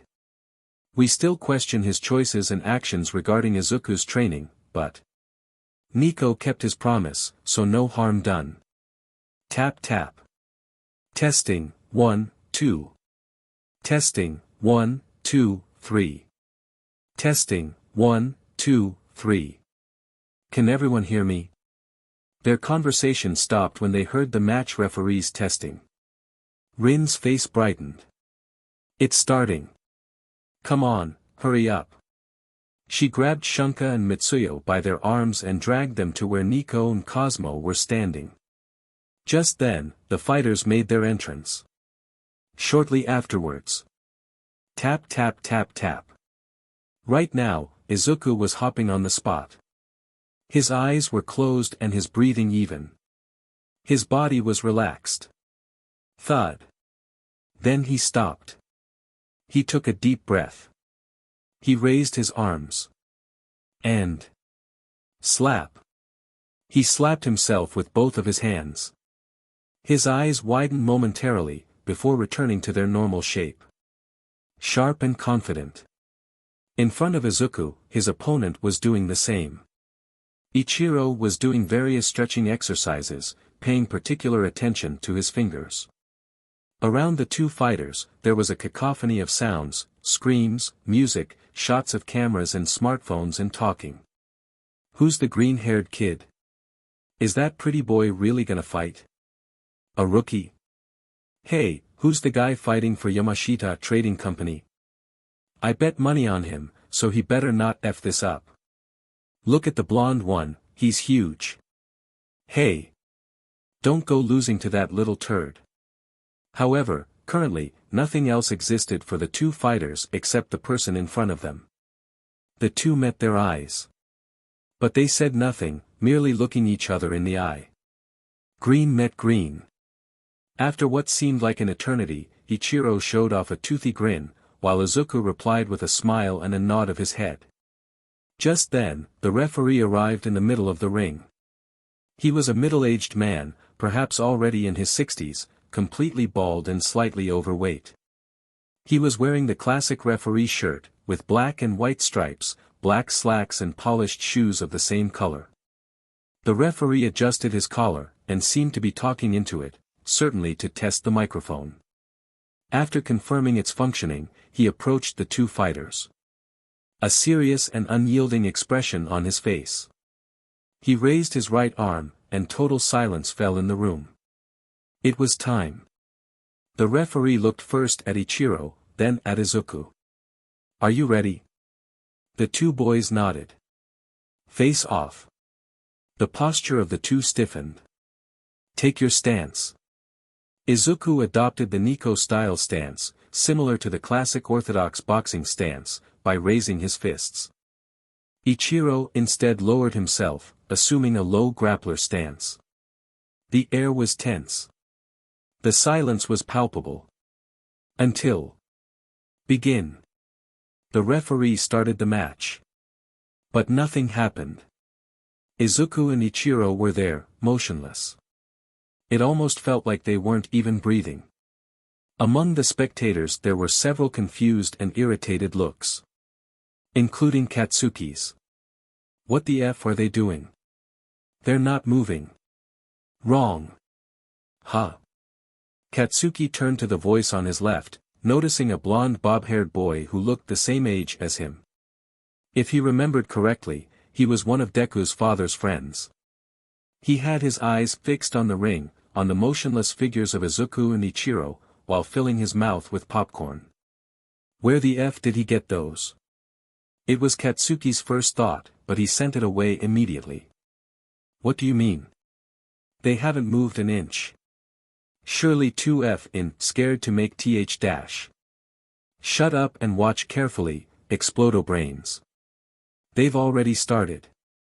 Before Katsuki could question the nickname Cosmo had just used to call him, the latter gestured with his hand towards the fighters.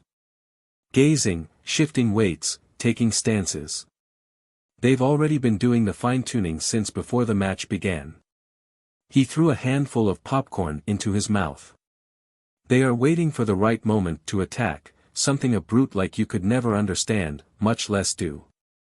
Once again, Katsuki was interrupted from verbally assaulting someone when he heard movement coming right from the ring. Whoosh! Out of nowhere, the two fighters threw themselves against each other. Kengan Ashura OST, track number 2, Strong Enemy. At first glance, they seemed to have the same speed, but Izuku, thanks to his slimmer physique, was faster. Now not very far from Ichiro, Izuku threw a right jab aimed at the opponent's face. Pow! But Ichiro intercepted him with his forehead. TCH. Izuku pulls back his aching hand, but Ichiro wasn't going to let him retreat. That hurts, man. Ichiro unleashed a powerful right hook, but Izuku managed to block it with his left forearm. No way. He tanked Izuku's jab. Even I can't do that. Cosmo exclaimed, before feeling a hand rest on his golden hair. That's not right, Cos. Mitsuyo said. Upon noticing the confused expression on his pupil's face, he clarified. He didn't tank it, he mitigated the damage by using his own momentum against Izuku's. He deliberately moved towards the incoming attack. Wow. Yeah. In boxing, as well as in Muay Thai, it's very common to intercept the opponent's punches with the forehead. Mitsuyo leaned over the concrete barriers. Pay attention, Cos. Everything you'll see here will be very useful to you in the future. NGH. You blocked it. Ichiro exclaimed, a little BLD came out of a wound on his forehead. He got even closer to Izuku, and after taking a deep breath, he unleashed an onslaught of punches on the opponent. Izuku began to retreat to avoid said attacks, never stopping. Amichim. He's very skilled in both attack and defense. A real striker. He thought, as a jab grazed his cheekbone. He continued to avoid the enemy assault, waiting for the right opportunity to counterattack. And the aforementioned opportunity came in the form of a low kick from Ichiro. Now. Swoosh. Thud. Izuku avoided the sweep by jumping high. Very high. Then he twisted his body slightly to the left and wham! Sent a kick straight towards Ichiro's face. Gah! BLD flowed from Ichiro's now split lip, and he started swaying from side to side, but stayed up. Izuku, however, wasn't done. Landing in front of him, he lowered his knees just enough to place them next to Ichiro's inner ones, and moved them outwards, destabilized him even further. He made him topple to the ground once and for all with a light pat on the left pectoral. Pat. Thud. Ichiro ended up on the ground, in a semi-supine position, but before he could recover, he felt two hands grab the sides of his head. Slam. Ack. Izuku slammed his right knee onto Ichiro's face, a loud crunch was felt in the room, making several people flinch. Son of a. He may be small, but he hits like a sledgehammer. Ichiro thought as Izuku climbed on top of him, and this time it was he who released an onslaught of blows on his helpless opponent. I feel like I might lose consciousness at any moment if I loosen up just a little. Perfect. He's got the flow on his side. Cosmo exclaimed as he stuffed himself with a hot dog. Dude, where the hell did you even? Mitsuyo shook his head, then turned to Nico. He was watching the match unfold carefully. His eyes moved incessantly to follow the fighter's movements. Mitsuyo interrupted his thoughts. Do you think it was a wise choice? Nico looked away for a few moments to turn to his friend.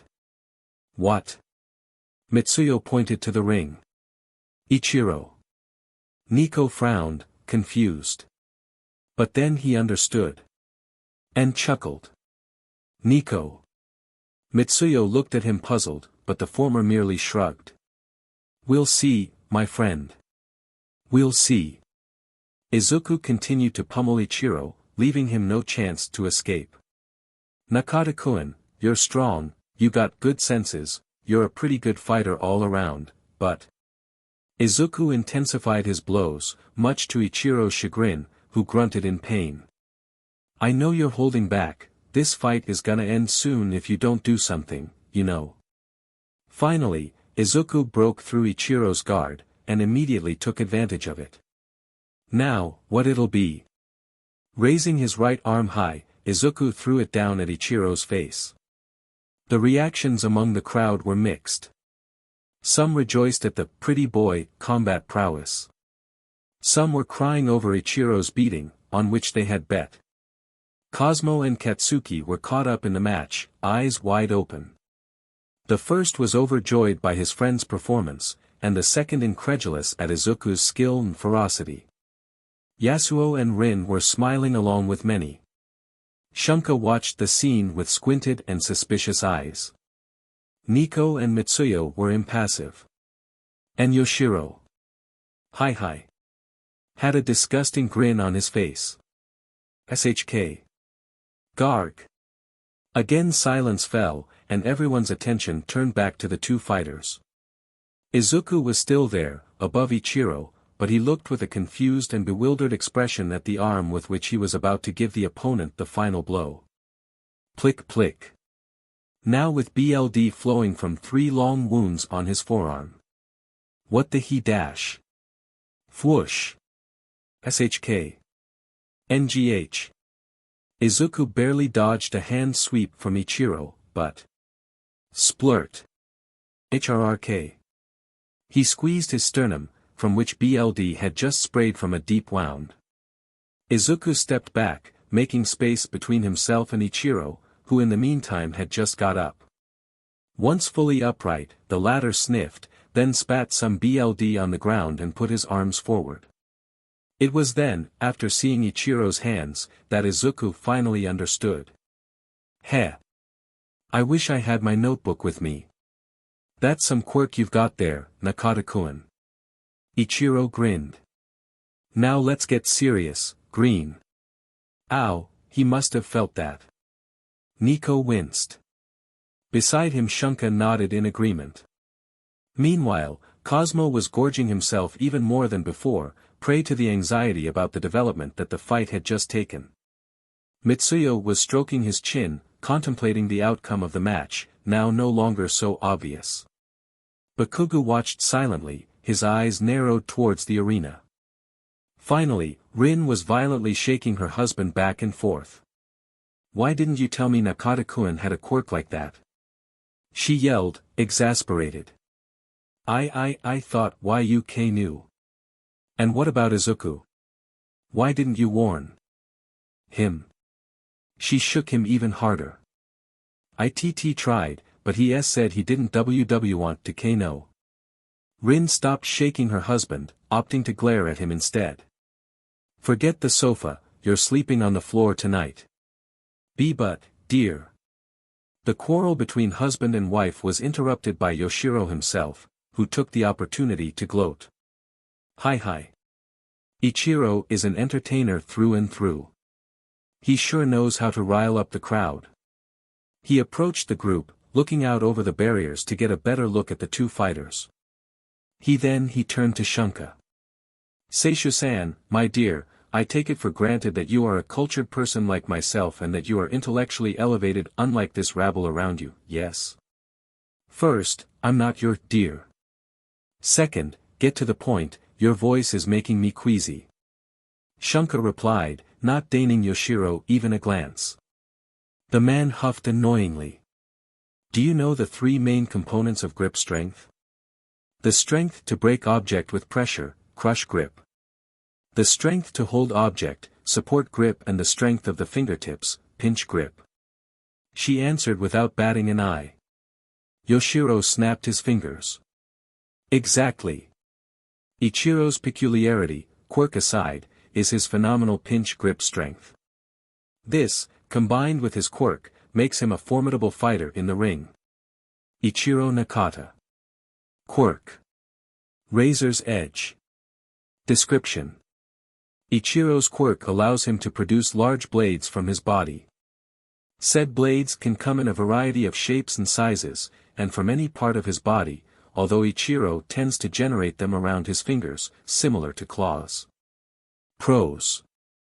Razor's edge is useful in close-range combat, and when coupled with his strong pinch grip, Ichiro is able to tear through flesh and bone alike.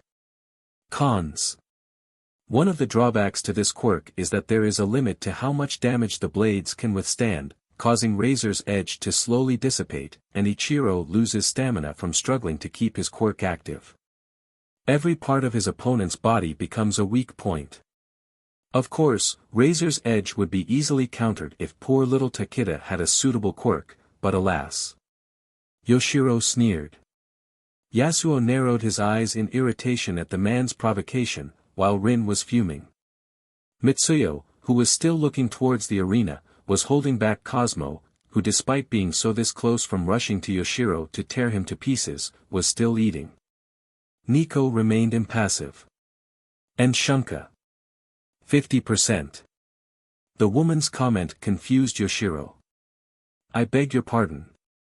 Shunka turned to Yoshiro, her eyes cold as ice. 50%. If Ichiro Nakata wins the match, I'll sell you 50% of my company's stock. She approached the man, who could not help but step back in fear. But if Izuku wins, you will give 50% of your stock to my company. So, what do you say? Yoshiro, recovering from the initial fright, grinned again. You are practically giving me half of your business, my dear. You realize that, right? Shunka remained impassive. Scared, Yashitake-san. She provoked him, and it seemed to have the wanted effect, given the angry expression the man assumed. Humph, so be it. Your arrogance will be your undoing, Shunka Hayama. Just like your psycho husband. Shunka clenched her jaw and narrowed her eyes. The temperature of the large room seemed to drop. Choose your next words carefully, worm. Fortunately, Nico diffused the unpleasant situation between the two. Calm down, Shunka. I really don't want to see Okoya having to arrest his wife for murder. The match isn't over yet, you know. In fact. The group's attention shifted to the arena. Nico grinned. Now the fun begins. Swoosh. Currently, Ichiro was assaulting Izuku with a series of sweeping slashes with his quirk.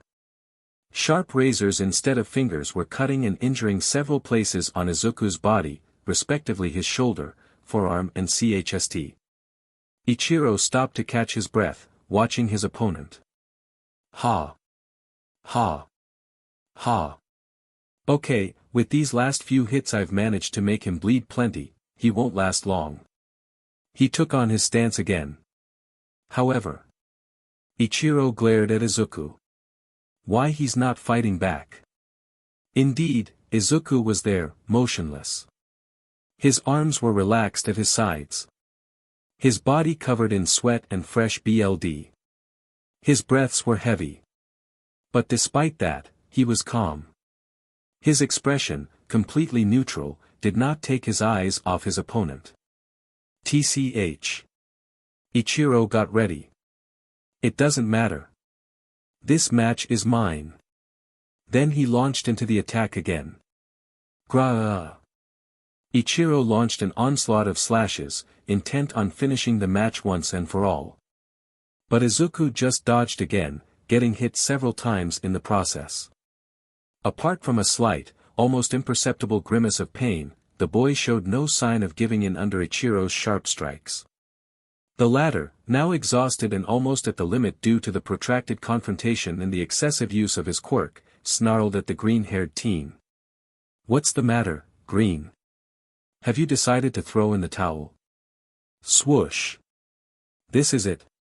That's all you can do. You give up as soon as your opponent pulls out their quirk, huh? Whoosh. Another dodge. Ichiro saw red. Fight, damn it. Stop running. Show me what dash. SBM. Gah. Ichiro backed away when he felt a strong impact in the sternum. After recovering, he glared at Izuku. He was there, with his right arm extended forward. I wasn't running away, Nakata-kun. He murmured. Ichiro looked at him, confused. What? Izuku took a deep breath to soothe the still bleeding wounds. Then he smiled at his opponent. I wasn't running away, Nakata-kun. He repeated. Tap tap. Then he began to walk slowly towards Ichiro. I was learning. The icy tone that Izuku's voice took on made everyone in the room shiver. Beyond that, Izuku's face, previously calm and focused, darkened noticeably. Tap. Step by step, he got closer and closer.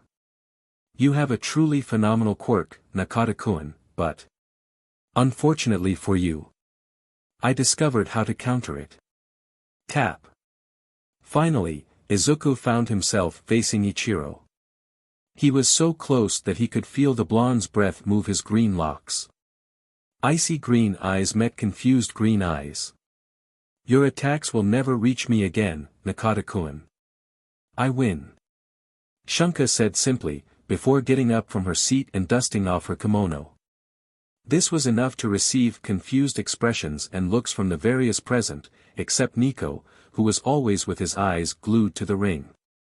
But obviously, Yoshiro being Yoshiro, had an objection. Are you blind, woman? That pathetic brat just signed his death sentence. He snarled, but Shunka didn't even deign a glance towards him, turning to Rin instead. Yamashita-san, if you could be kind enough to tell me the details of Izuku-kun's victory, I would be grateful. The short woman raised her eyebrows in surprise. Are you leaving already, Shunka-chan? But the match isn't over yet.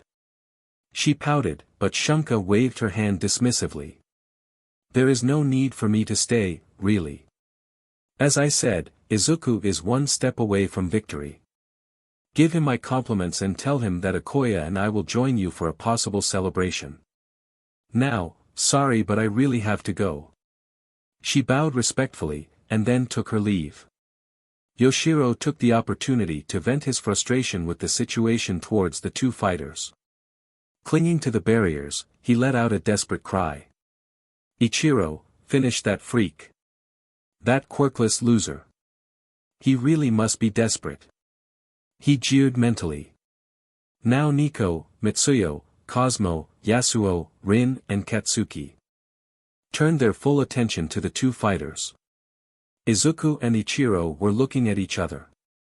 The atmosphere around the two was so thick that Ichiro could have chopped it up with his razor's edge. Izuku, whose expression was always somber and neutral, looked up at Ichiro's confused and irritated blue eyes. I don't understand. The latter thought. It makes no sense. He continued, as he stared at the green-haired teen who was looking at him as if he were peering into the innermost depths of his soul. He dodged my slashes as if nothing had happened, and now he stepped within an inch of my nose knowing he's within my range. He began trembling. He must be bluffing, right? Yes, it has to be. There's no way a quirkless fighter can find a way to counter my razor's edge.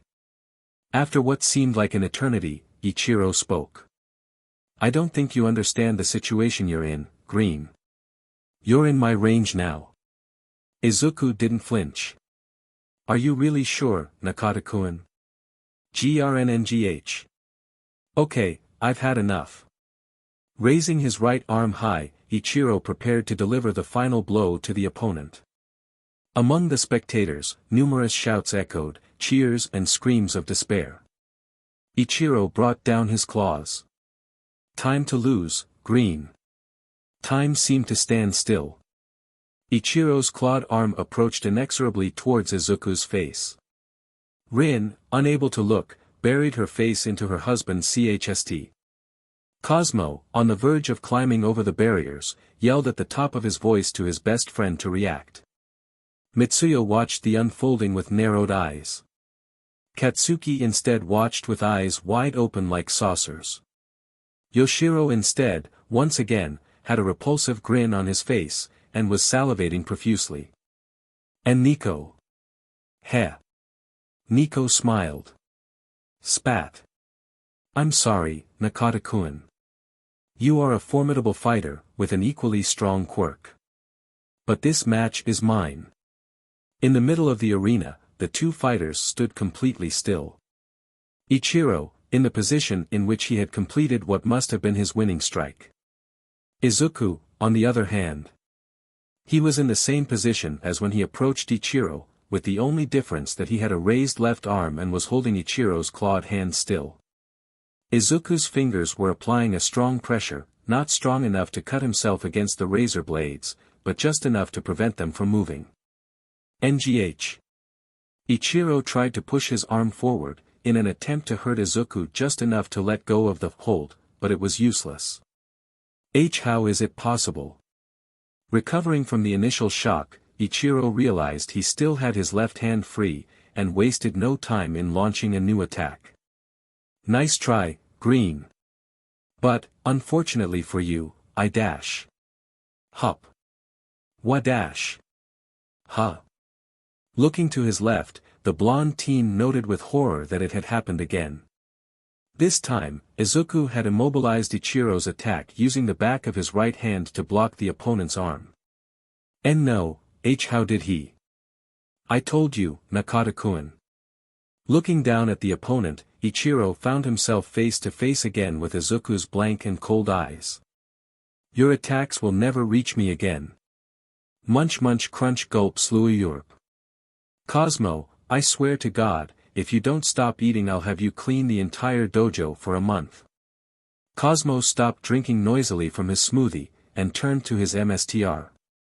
Sorry, sensei, nervous hunger. I haven't the faintest idea what the heck happened. He threw all the rubbish he had accumulated since the start of the match into a garbage bag. How did Izuku repel Nakata-kun's quirk? With his bare hands too? Before Mitsuyo could respond to his protege, a voice interrupted him. Open those FIs, Bobcut. Katsuki Bakugo replied crudely, watching the match unfold. Then he continued. Do you remember what that woman said about the grip strength components? Cosmo took a few seconds to think. If I remember correctly, they were crush grip, support grip and pinch grip, right? Katsuki huffed. If you were just tearing things apart, your pinch grip would be more than enough, but it'd be useless in combat because it'd leave you open to attacks. He pulled away from the barrier he was leaning on. But to rip through things with as little motion as possible you need both grip strength and distance for acceleration. Cosmo's eyes lit up. Oh, Izuku, you smart son of a yak. Mitsuyo interrupted his student with a painful chop on the head. Quiet, now. Concentrate on the match. He turned to Nico, who currently had the largest SHT-eating grin on his face of him. So, old sport, what do you think of your Tiger Cubs performance? Nico chuckled. You're all about to find out why Izuku is masterful when it comes to using the redirection kata. Izuku and Ichiro were stuck in a struggle, as the former had completely immobilized the latter, preventing him from moving. Ichiro, completely overwhelmed, racked his brain in search of a way to break the deadlock they were in, however. I completely neutralized your trump card. Izuku's calm, cold voice distracted him from his thoughts. Ichiro glared down at the green-haired teen. What will you do now, Nakata-kun? NNNNNGH. The blonde gritted his teeth. It doesn't matter, Green. He snarled. Now that we're this close together, your movements are as restricted as mine. Izuku could see Ichiro's posture stiffen, his notable muscles bulging in the process. With your blows in particular. Your combat technique may be one thing, but my muscle mass is a class above yours. Which means. Ichiro applied a strong pressure towards his right arm, throwing Izuku off balance. You can't beat me in a contest of strength. He yelled, applying more and more force to his push. Izuku took a couple of steps back. Ha! Too easy. What was I worried about? Now I just have to dash. Thud. Ha! With a light thud, Ichiro fell to one knee. Huh. What just happened? Why did I lose my FO dash? Kengan Ashura OST, track number 35, Resolute. SBM. He didn't have time to finish the thought as a violent right hook hit him in the face. Gotcha. Izuku said. I bet you didn't think an attack so close could hurt so much, did it? Ichiro registered the opponent's words late, remembering that his left arm was finally free. He wasted no time. Rayarg. Getting up, he threw another slash towards Izuku, but... Swip. Wadash. Izuku shifted slightly to the side, and Ichiro ended up stumbling forward, carried forward by his own inertia. And not again. Don't tell me that he dash. Wham! This time Izuku delivered a vicious uppercut to Ichiro's jaw, sending him to the ground, holding the injured part in pain.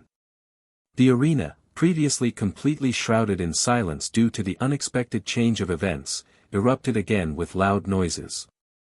But despite that, Izuku was still standing there, bleeding and impassive, never taking his eyes off of his opponent, who in the meantime had got up, albeit on shaky legs. Now I understand. His vision was still slightly blurry and shaky. Just a couple millimeters. He touched his left cheekbone, wincing at the sharp pain. Just a few grams. He repositioned himself, guard up. That's all he's doing. He narrowed his eyes at Izuku. Green, is waitin' for me to initiate an attack, then by puttin' on just a few grams of weight he causes my flow of power to go off just by a few millimeters, throwin' me off completely. Nico style. Redirection kata. Weeping Willow. The most basic move of the redirection kata, where the user alters the trajectory of their opponent's attack by redirecting their flow of power. In this manner, the user can make their opponent's attacks miss as well as make an opponent lose their balance, allowing an opening for an attack. What the F are you doing? Ichiro. Yoshiro's desperate screams spurred the blonde teen to stop dawdling and take action. Come on, Ichiro. Focus. Ichiro mentally encouraged himself, then took a long breath. He held it. And then. Yara a warg. Shik. He forced his quirk, making razors stick out on his fingers. I will win this match. I must win this match. I can't disappoint them. He assumed his stance once again. Izuku looked at him. Then he opened his arms, as if he were inviting him to attack him. Come. And so he did. With a guttural scream, Ichiro rushed full force at Izuku, both arms pulled back, ready to slice his opponent. Ichiro unleashed a powerful double strike with his claws, but Izuku saw the telegraphed attack from a mile away, and blocked it by grabbing the opponent's wrists. Then he immediately followed with a kick, once again to the chin. Ichiro backed away, stunned again by the heavy blow, but managed to keep his feet on the ground. Reflexively, he threw a large and powerful haymaker at Izuku, but that too was blocked, grabbed and... Crunch.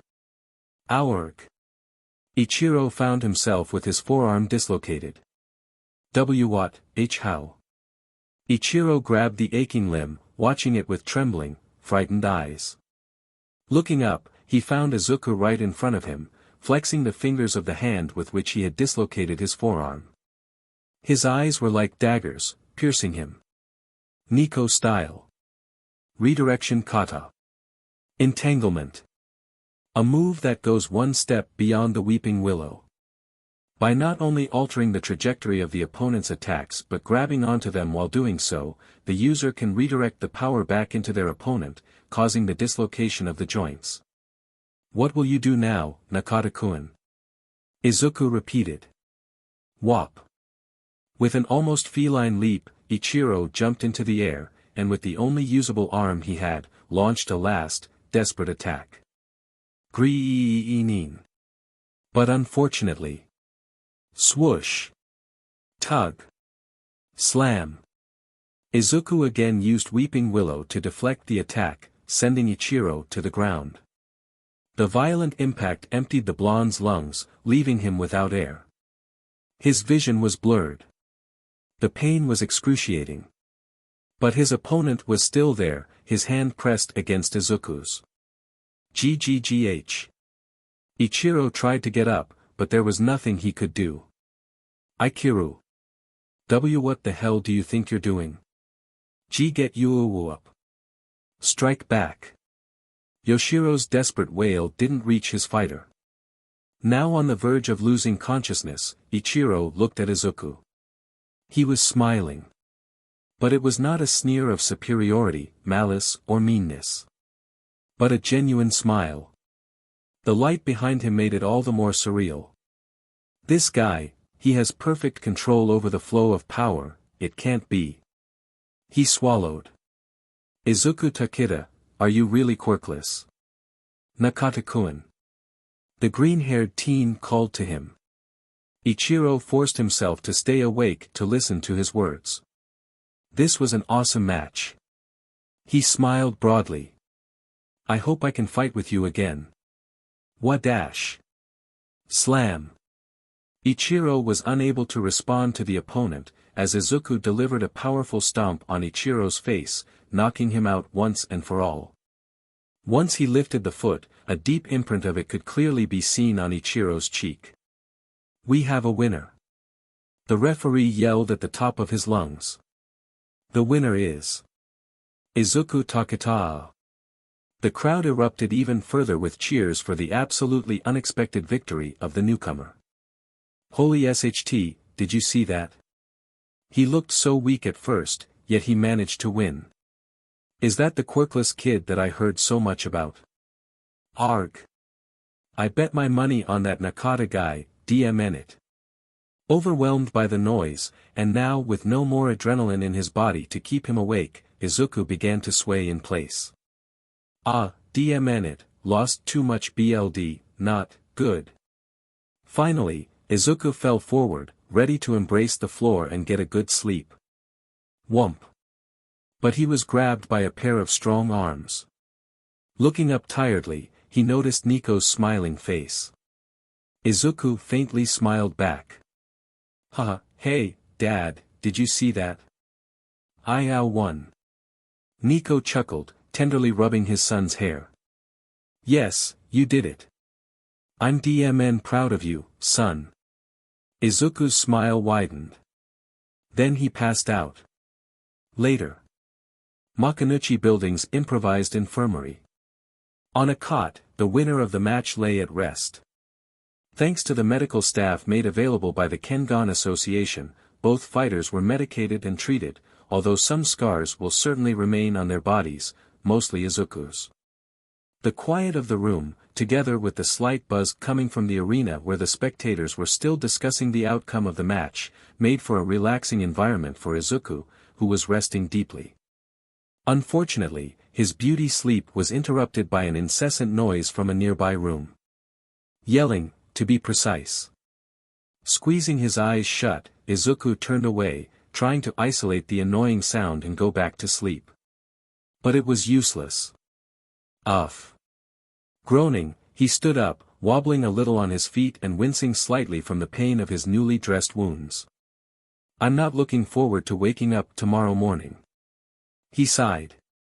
Making his way through the dilapidated building, the yells from earlier intensified, until Izuku found himself in front of a door. The same one in which he had met Ichiro shortly before the match began. Before entering to investigate the noise, he knocked a couple of times, but evidently the deafening screams drowned out the knock. Feeling a headache coming up and irritated by the aching wounds, Izuku unceremoniously threw open the door and... You worthless trash! He was hit by the howling, irritating screams of Yoshiro Yashitake.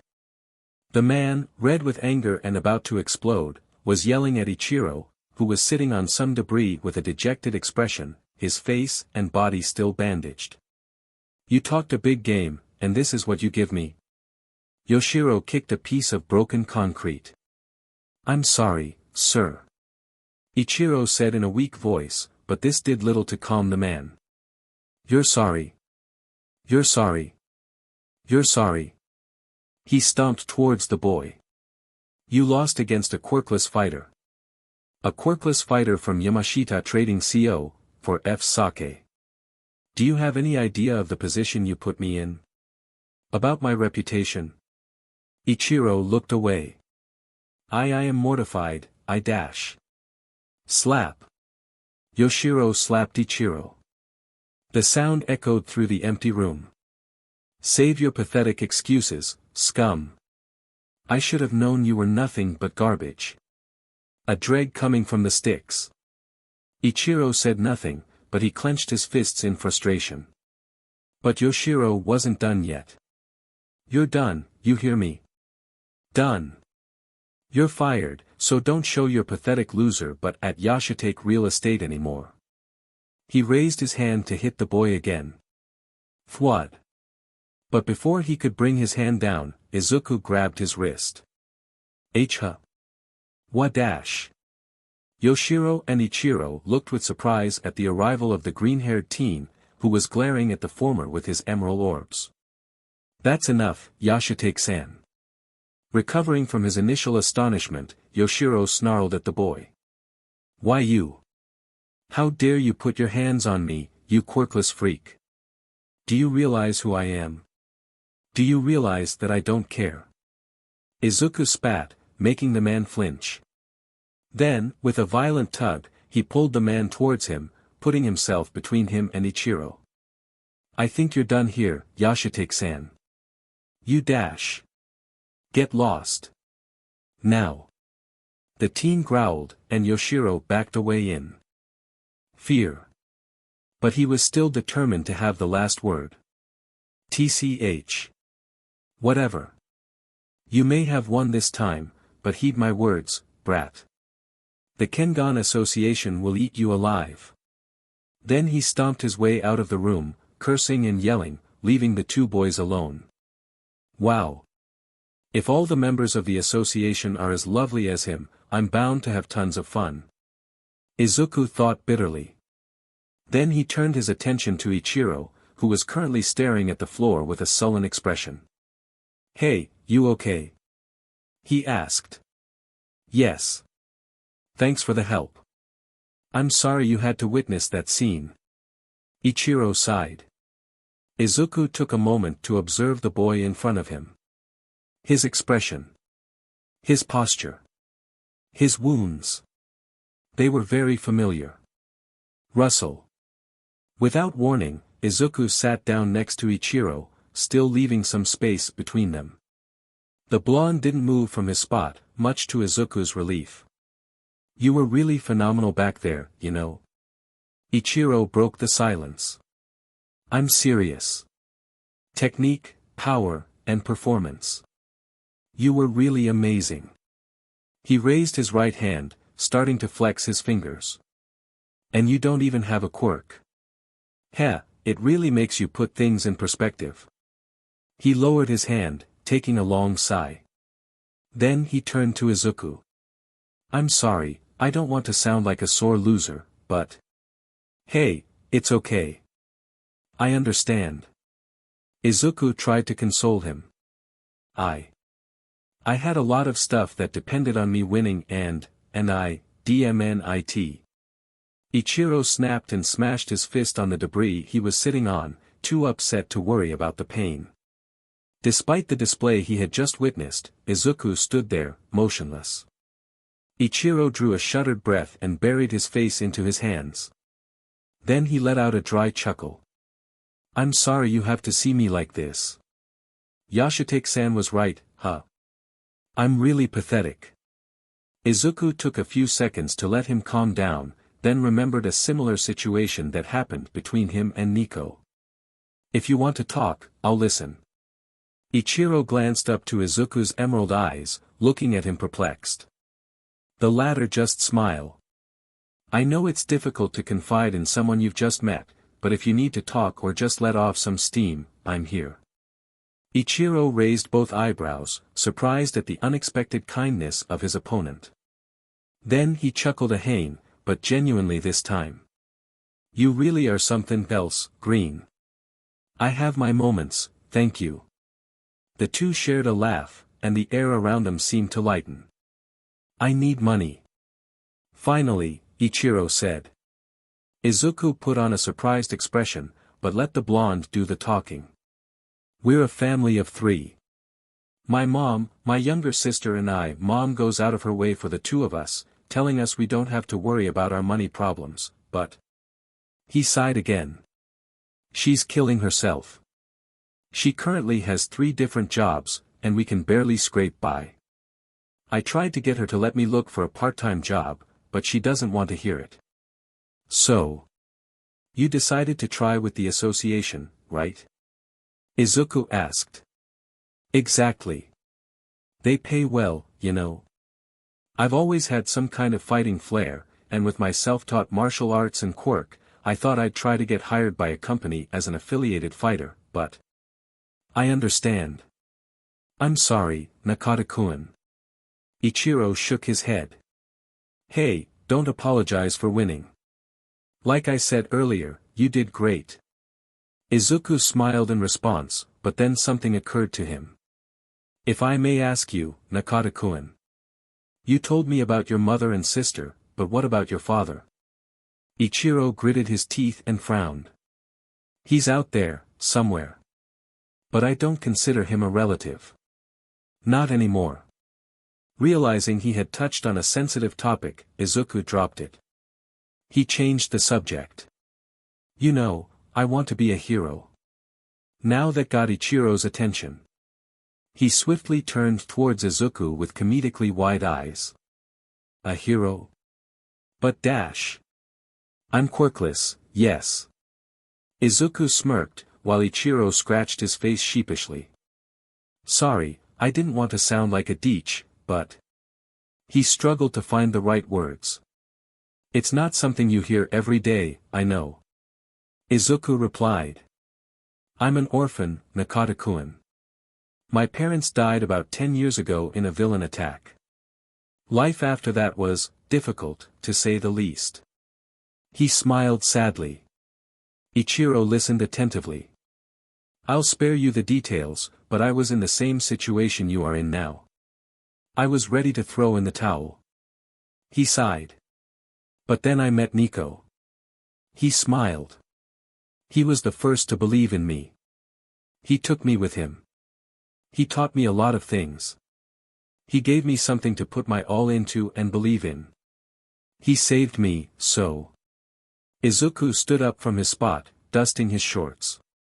Then he stretched. And finally he looked towards Ichiro. I'll tell you the same thing Nico told me some time ago. Hesitation is defeat. Hesitation is death. He clenched his fist and raised it in front of him. Don't be discouraged by a defeat, Nakata-kun. Acknowledge it, honor it and accept it. Then learn from it and become stronger than you were before. I know you can do it. Ichiro stood there, his mouth slyly agape, stunned at the boy's words. Izuku then turned to leave the room and rejoin his father and the others. But before going out once and for all, he spoke some last words to Ichiro. I meant what I said before, Nakata-kun. Let's fight again sometime. Then he left. Unbeknownst to the two, a certain perpetually pissed blonde was listening to the conversation between the two. A few hours later. The Ashura's den. Cheers. Ugh, cheers. Inside the crowded den, a party was taking place to celebrate Izuku's first victory and his admission as an affiliated fighter for Yamashita Trading Company. Aside from Izuku and Nico, Cosmo, Mitsuyo, Yasuo, Rin, Okoya, Shunka, Naomasa and several restaurant regulars also joined in the festivities. The latters, now fond of the green-haired cinnamon roll as if he were their own child, showered him with kind words, praises and hugs much to Izuku's embarrassment. Okoya, on the other hand, after congratulating the boy, hit him with a vigorous pat on the back that almost reopened the wounds of the match. Unfortunately, Namuri could not be there due to her job as a teacher at UA. However, she promised that she would later stop by to smother Izuku with the fiercest hug she could give. Surrounded by his family and friends, said boy was having the time of his life. Laughter, jokes, friendly jabs and his father's great food filled the room. This was nice. Hey, Shunka. You barely touched your glass. Nico exclaimed from his position in front of the hot plate, cooking yet another mountain of food. I drank just enough to partake in the toast. You know I don't drink alcohol. Wow, you really are a blast at parties, you know. I can be funny when I want to. Alas, wishing to be more intelligent does not make it so. She smirked as a collective, "Ooh," and several chuckles were heard across the room. Nico hanged his head in defeat. I don't know what burned me the most, you or the hot plate. Another round of laughter crossed the room. Your wife is ruthless, Okoye-san. Now I understand why you are together. Yasuo snickered. That, and also because she's a villain under the sheets. A light slap hit Okoye's forearm by a flustered Shunka. The police inspector smiled lightly at the rare sight of his wife's embarrassed face. By the way, Okoye-san, are you sure you don't want to join us near the counter? Aren't you uncomfortable sitting in the middle of the room? Not really. Besides, someone must cover the hole in the floor, right? Nico hummed. In approval. Oh right, thanks again for stopping that burglar while we were at Izuku's match. He tossed some ingredients on the hot plate, and a loud sizzling sound was heard. Although, I still don't understand what he was hoping to find under the floorboards and why he didn't rob the cash register directly. Luckily you were around while it was happening. Nico exclaimed. Naomasa, on the other hand, on the verge of fainting from the perpetual fatigue that afflicted him, glared at his superior. Yeah, very lucky. Right, boss. Okoye tugged at his collar nervously, and sipped some beer from his glass. And then Yashitake started frothing from his mouth. He was so mad for losing. You should have seen him. Rin, whose face was red from the alcohol, yelled at the small crowd who were listening intently to her retelling of the match. Though she apparently was more into humiliating Yoshiro than telling the story. Yasuo was standing next to his wife, ready to grab her in case he couldn't hold her beer anymore. As for Cosmo. So alright folks, that's all for today. Stay tuned for part 4. Do subscribe, like and share for more such videos. Also check out the story and author the Nexus 97 on fanfiction.net. Press the bell icon to be notified first on release. See you in the next video. Till then, goodbye.